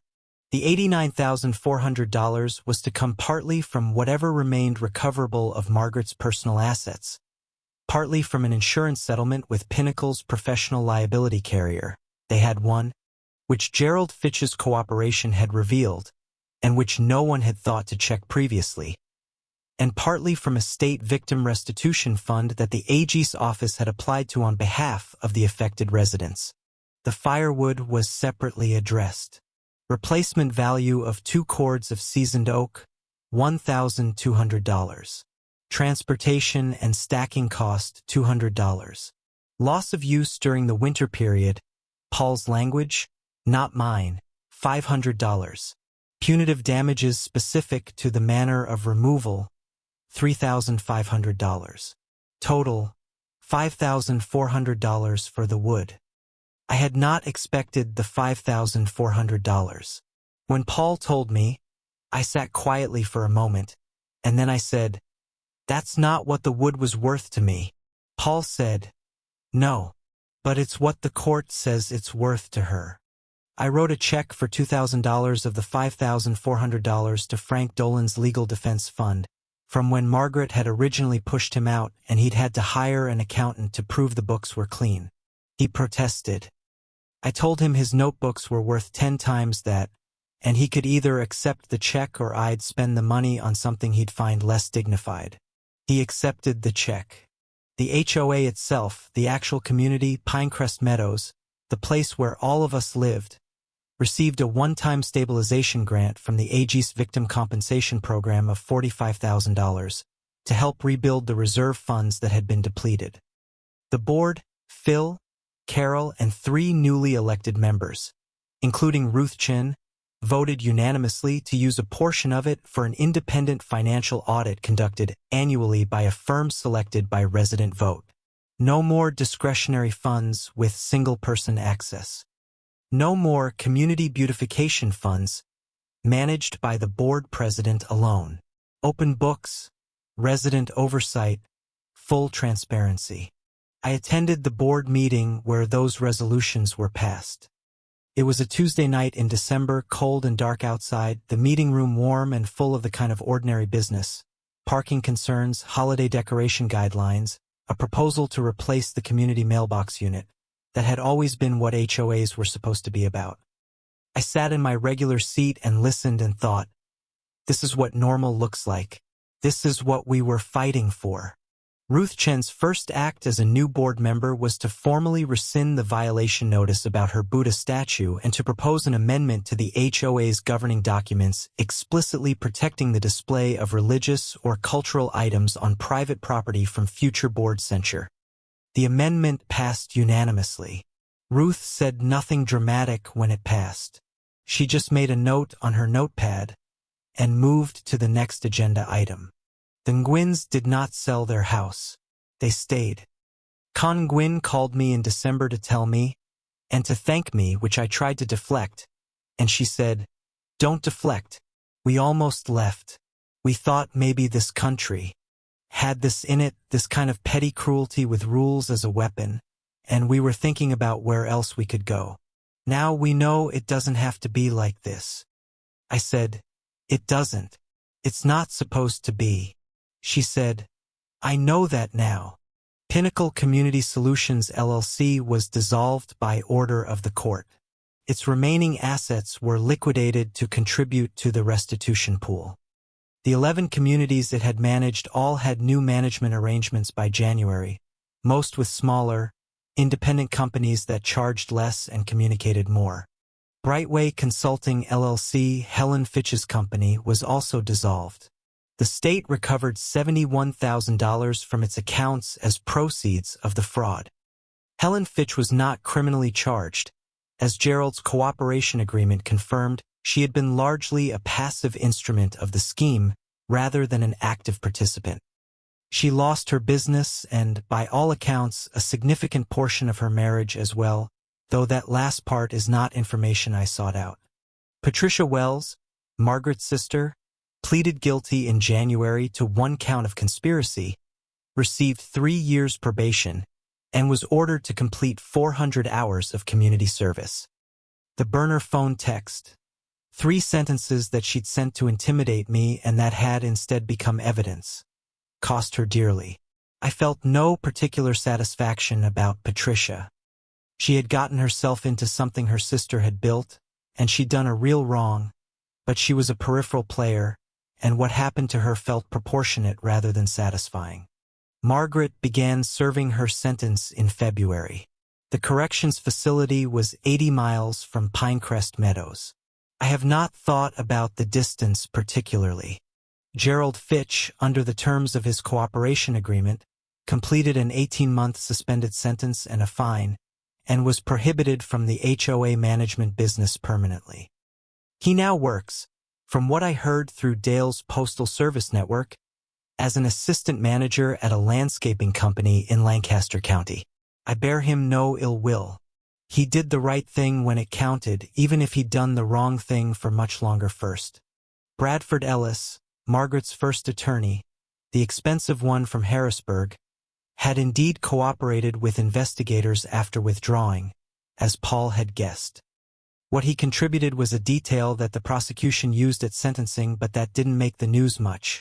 When Margaret had hired him in the early days of my legal challenge, she had told him that she had full board authorization for the firewood removal and that it had been properly noticed. Neither of those things was true, and Ellis had eventually figured that out, which was why he left. He was not disciplined by the bar, as he had withdrawn when he discovered the misrepresentation. He did not, as far as I know, feel great about any of it. The November after the trial, a full year after the morning I came home to an empty driveway, I ordered 3 full cords of hardwood, cherry and oak, from a woodcutter who ran a small operation up near State College. Good dense wood, properly split and dried. It arrived on a Saturday and Emma was with me and we stacked it together, the two of us, over the course of an afternoon, building the pile along the garage wall exactly where it had always been. Dale came over while we were working and wordlessly picked up pieces and stacked them for 2 hours without being asked. When we were done, the 3 of us stood and looked at the pile, 3 cords, shoulder height, neat and solid, and Dale said, "That's a good pile." Emma said, "The best pile." I said, "Touch that pile. You lose your freedom for 4 years." It was the first genuine joke I'd made about any of this. Dale laughed. Emma looked at me with the expression of a 12-year-old encountering her father's humor and finding it only partly satisfactory, which is its own kind of normal and good. I put the tarp on the wood myself, the new heavy-duty one I'd bought specifically, and tied it down properly at the corners. Then I went inside and lit the stove. There is a particular quality to the warmth of a wood fire that a gas furnace or a heat pump doesn't replicate. Something that has to do with the sound of it as much as the temperature, the low crackle and pop, the smell, the visible flame. I sat in front of the stove that evening with a cup of coffee and Emma doing homework at the table behind me and the rest of the house dark and quiet, and I thought about everything that had happened in the preceding 12 months and tried to hold it all at once. 2 cords of firewood taken in the dark. A police report filed before the sun was fully up. A binder of documents growing thicker by the week. Dale's spreadsheet. Frank's notebooks. Ruth's steady voice. Carol's courage. The Hoffmans' $4,000. The Nguyen's almost leaving. The AG's office. Sandra's forensic report. Carver's documentation. Gerald Fitch's cooperation. Bradford Ellis's belated conscience. 11 communities. $2 to $4 million. 12 jurors saying guilty 6 times. For years. And underneath all of it, the thing that started it. A man who built a pile of wood to keep his daughter warm, and a woman who could not leave it alone. It is a strange thing to have your life interrupted by someone else's ambition and greed and need for control. To have the ordinary warmth of your home become the center of a legal battle that spans 3 states and years of your life. Strange and exhausting and, at the end, somehow clarifying. I know things about my community now that I didn't know before. I know my neighbors, really know them, the retired postman and the Chinese-American widow and the old schoolteacher with the notebooks and the young family who almost left. I know what people are capable of when they're pushed too far and decide not to stay pushed. I know what I'm capable of, which is a kind of knowledge that I think only comes from being tested.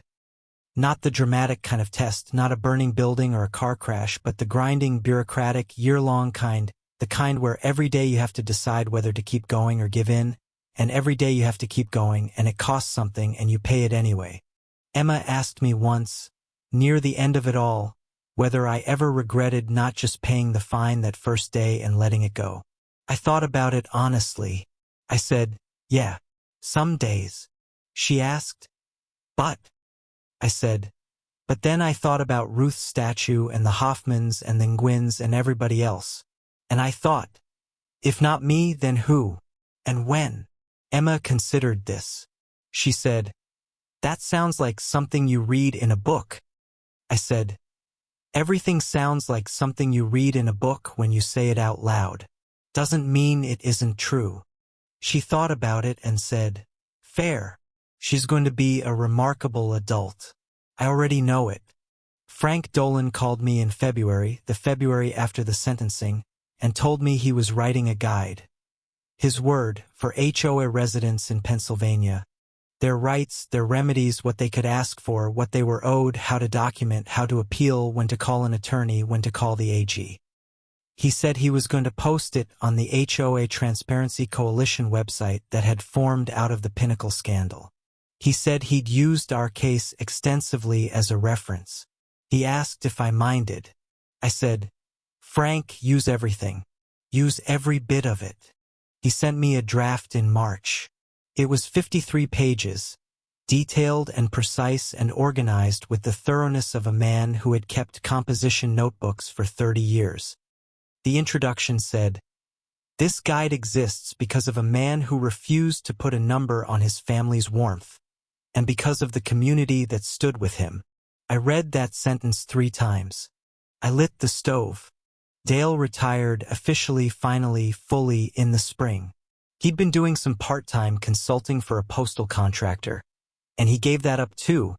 And one Saturday morning he came over with 2 cups of coffee and said, "Okay, I'm actually retired now, what do we do?" I said we had the garden to think about. He said he didn't know anything about gardens. I said I'd teach him. He said, "You know what your problem is? You're always building things." I said, "What's wrong with that?" He said, "Nothing. Nothing at all." The spring garden that year was bigger than any I'd planted before. I broke ground on a second bed, the one that the original violation notice had tried to claim was unapproved, and I planted it with tomatoes and peppers and squash and a row of sunflowers along the fence because Emma asked for them and because, frankly, they looked good and they were on my property and I could. Ruth brought seedlings. She showed up one Saturday morning with a flat of Thai basil and lemongrass and a small pot of something she said was perilla that I'd need to look up. I looked it up. I grew it. It was very good in salads. Ruth and I have had dinner together 4 times since all of this ended. She is one of the sharpest people I have ever met, and she makes very good dumplings, and I don't know that our friendship would have happened without a woman with a clipboard trying to burn down both our lives. That is one of the true things about what happened. It gave me people. Not because the experience was good, it wasn't, most of it was grinding and frightening and exhausting, but because being in a fight together does something to the fabric between people. I have more neighbors now, more people I can call, more people I know by their real selves rather than just by their addresses, than I did before Margaret Holloway moved to the end of the cul-de-sac and decided we were all her project. She gave me that unintentionally. She tried to isolate and divide and exhaust, and she achieved the opposite. That would be poetic if I was feeling generous, and I'm not particularly, but it is true. The Pinecrest Meadows HOA held its annual meeting in April. The new board presented a full financial report. Income, expenses, reserves, every line item, publicly, with documentation available to any resident who wanted it. Phil Torres ran the meeting with the competence of a man who has learned his job thoroughly and feels the weight of it. Carol Simmons chaired the Finance Committee. Ruth Chun represented the new Compliance Committee, which had adopted a formal process for appealing violations that actually worked. 47 residents attended. The prior year, under Margaret, there had been 9. I did not win any awards. I did not get a key to the neighborhood or a plaque on the community clubhouse wall. What I got was my driveway back and my binder, which I still have but which I keep now in a drawer rather than on the kitchen table. And I got the fire, which burns every fall and winter, and the wood, which is mine, and the ordinary warmth of a house where a person lives without fear. That is enough. That is more than enough. The one detail I return to sometimes in odd moments is the clipboard. Margaret Holloway standing in my driveway at 4 in the morning in November with a clipboard, checking things off while men loaded my firewood onto a flatbed. There is something in that image, the clipboard, the careful checking, the need to make it official, to make it procedure, even when there was no legitimate procedure, even in the dark, even when no one legitimate was watching, that tells you everything about what she was. Not a monster. Not crazy. Just a person who had decided that control was the point, and that the mechanisms of control, the clipboards and the bylaws and the violation notices and the certified letters, were more real than the people they were supposed to serve, and who had gotten away with it twice before and thought she always would. She didn't. I think about the Ohio and Virginia communities sometimes. The residents there, whoever they were, who had also paid fines for things that weren't violations, who had also been intimidated and worn down and quietly robbed, who had also signed non-disclosure agreements because fighting cost too much, who had also thought that this was just how it went. I hope someone told them what happened in Pennsylvania. I hope they felt the way I felt when I stood in that gallery and heard 12 jurors say guilty. I hope they got something out of it too, even at a distance. Frank's guide is publicly available. It gets downloaded regularly. He updates it quarterly. He sent me a note last fall saying it had been downloaded 1,100 times. 1,100 people, he wrote, who might know to document. That is a legacy. That is real. Carol Simmons was elected to the board properly, with a full candidate statement and a vote, at the spring annual meeting, and she won with 61% of the votes cast. The first thing she said at her first official board meeting was, "I want everyone here to know that the board's job is to serve the community, not to run it, not to manage it, to serve it." And then she got on with the agenda and they talked about parking and the lawn care contract and a pothole at the entrance to the development, and it was boring and necessary and exactly right. Phil Torres was also re-elected. His acceptance of the result was modest and genuine. He said, "I know I'm not the reason things got better. The residents are the reason things got better." Someone in the room said, "So are you, Phil?" He shook his head, but he was smiling. Emma is 13 now. She has a section of the garden that is hers. She's growing cherry tomatoes and one very ambitious watermelon she is certain is going to work despite all the evidence. And she takes the responsibility seriously in the way she takes most things seriously. She built a small sign for her corner of the garden that says, "Emma's Plot," in blue paint. It is not crooked. She has her mother's attention to detail and her father's stubbornness. And I pity anyone who tries to stand in her way someday, in the nicest possible meaning of that word. She asked me last summer whether I would do it all again. I said yes without thinking. She said, "Even the bad parts?" I said especially the bad parts because those were the parts that showed me who everyone really was, who Margaret really was, who the neighbors really were, who I really was. She said, "That's kind of dark." I said maybe. She said, "But also kind of okay?" I said, "Yeah, also kind of okay." There is a legal term Paul used once that has stayed with me, standing. To have standing in a lawsuit, you must have suffered an actual injury, a real demonstrable harm that the court can address. You can't sue over a principle. You have to have been actually hurt. I've thought about that word a lot, standing, in the context of everything that happened. You earn the right to fight by being in the fight. By being there and getting hit and deciding to stay. I had standing. 2 chords of standing. And I used it. One more thing, because I think it matters. Margaret Holloway had been afraid of me before I was afraid of her. I know that now, looking back. The escalation, the violation notices, the surveillance, the firewood, was fear.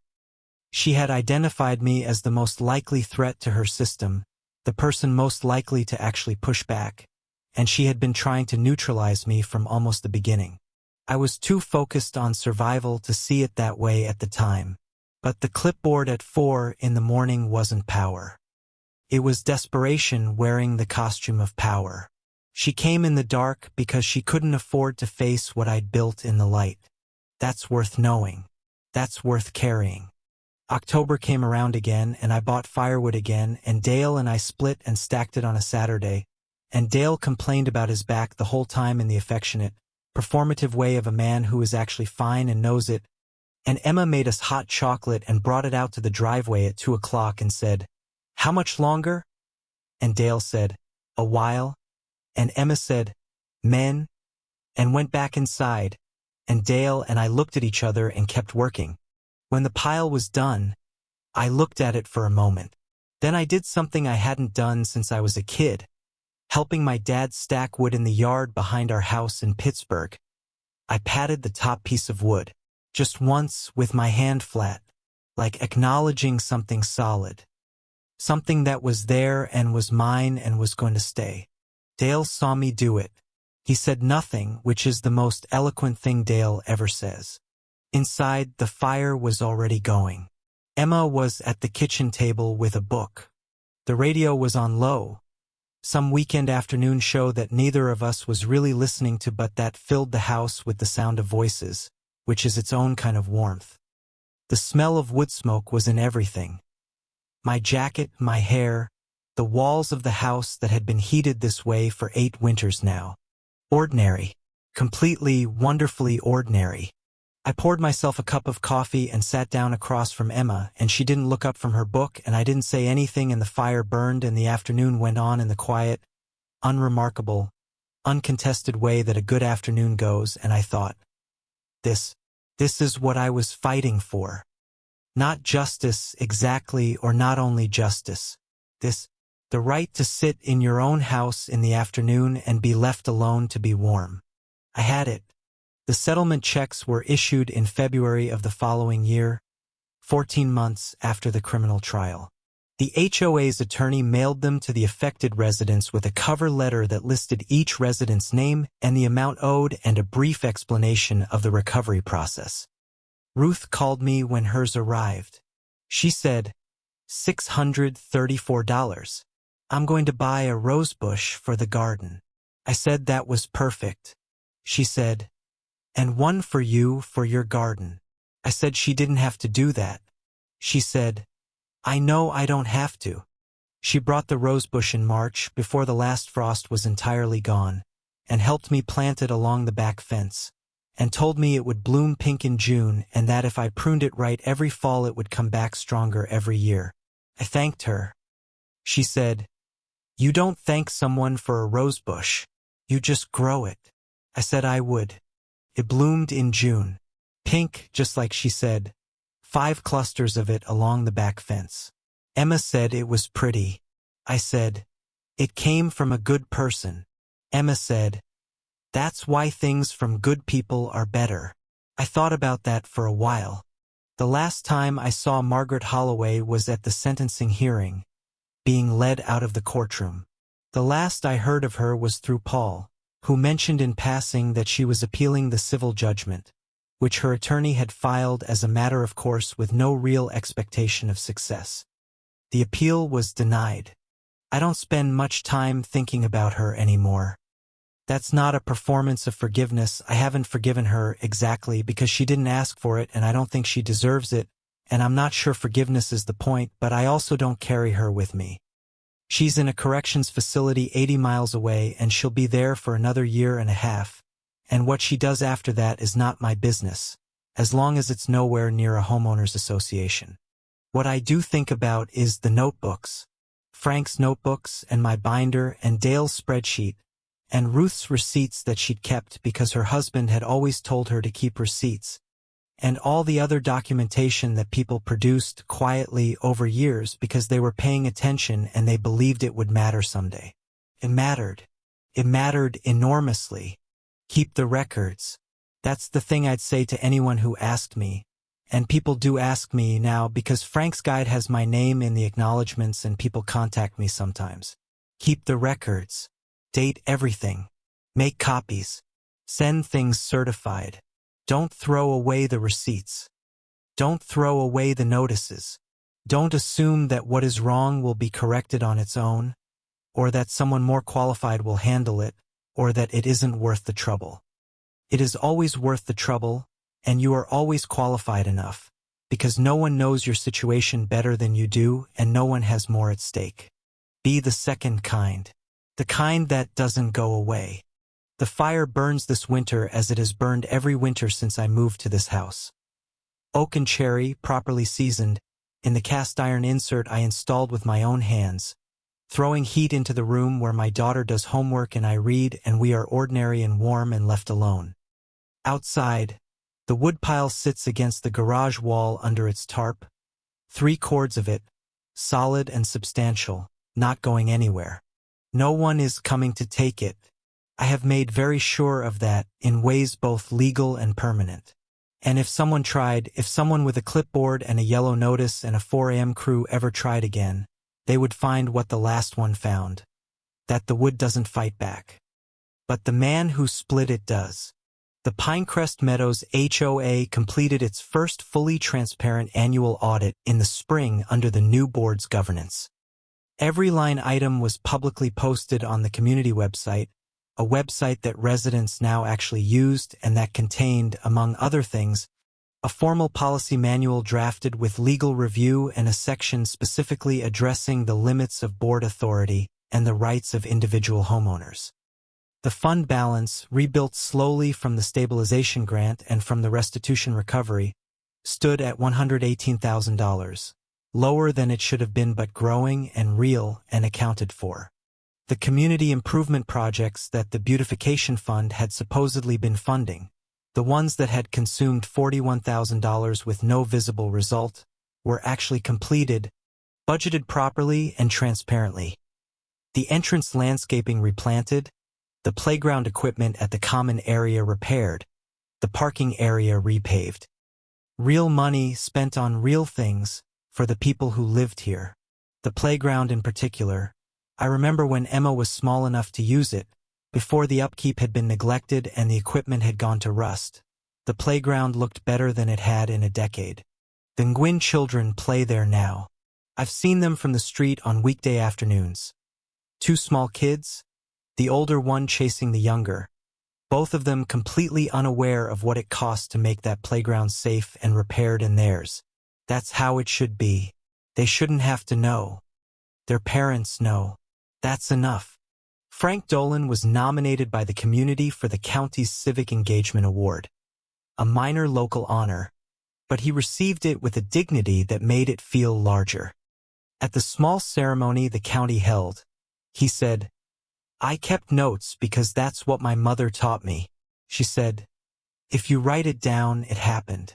If you don't, it might as well not have." He paused. It happened. The Ohio community, the first one Margaret had worked over years before Pennsylvania, reached out through their HOA, having found the Pennsylvania case through news coverage, and asked if Frank's guide could be adapted for Ohio law. Frank said of course. He found an Ohio HOA attorney to review the legal sections. The Ohio version was published in the fall. The Virginia community followed 3 months after. 3 states. Frank told me on the phone. She ruined 3 states. Now we're protecting 3 states. I thought about that for a long time. How harm radiates. How accountability can radiate too, if someone builds it right. We had built something. Not me alone, we, all of us, the whole community of people who had been wronged and who had chosen to stand together and document and persist and not go away. We had built something that outlasted the harm. That was worth the whole year of it. That was worth all of it. Last November, 2 full years after the morning I came home to an empty driveway. I woke up early on a Saturday to the smell of wood smoke drifting through the house, the fire I'd banked the night before still going low, and I lay in bed for a minute just listening to the house. The creak of it in the cold, the tick of the stove, the wind outside moving through the maples along the street. My house, my fire, my ordinary morning. Nobody was coming to take it. Nobody was watching from a truck at the end of the cul-de-sac. Nobody was drafting a notice. I got up, poured coffee, walked to the back window, and looked at the woodpile in the early gray light. 3 cords, solid, covered, exactly where it was supposed to be, and I thought, good, that's exactly right. And I went to wake Emma up for breakfast. Dale came by later that morning with coffee, as he does, and we sat on the back porch for a while even though it was cold. We're used to cold, both of us, and Dale looked at the woodpile and said, "You know what I heard? Someone tried to start a new HOA across town. Management company approached them. Residents said no, hired a local firm, wrote their own bylaws, held open elections. Full transparency from day one." I said, "Why are you telling me that?" He said, "Because I thought you'd like to know that it's possible to do this right." That some people just do it right from the start. I said, yeah. I said, that's good, Dale. That's really good. And we sat with that for a while in the cold with our coffees, in the ordinary quiet of a neighborhood where the people in it had fought for the right to be ordinary, and had won and were still here to prove it. Because that's what winning really is.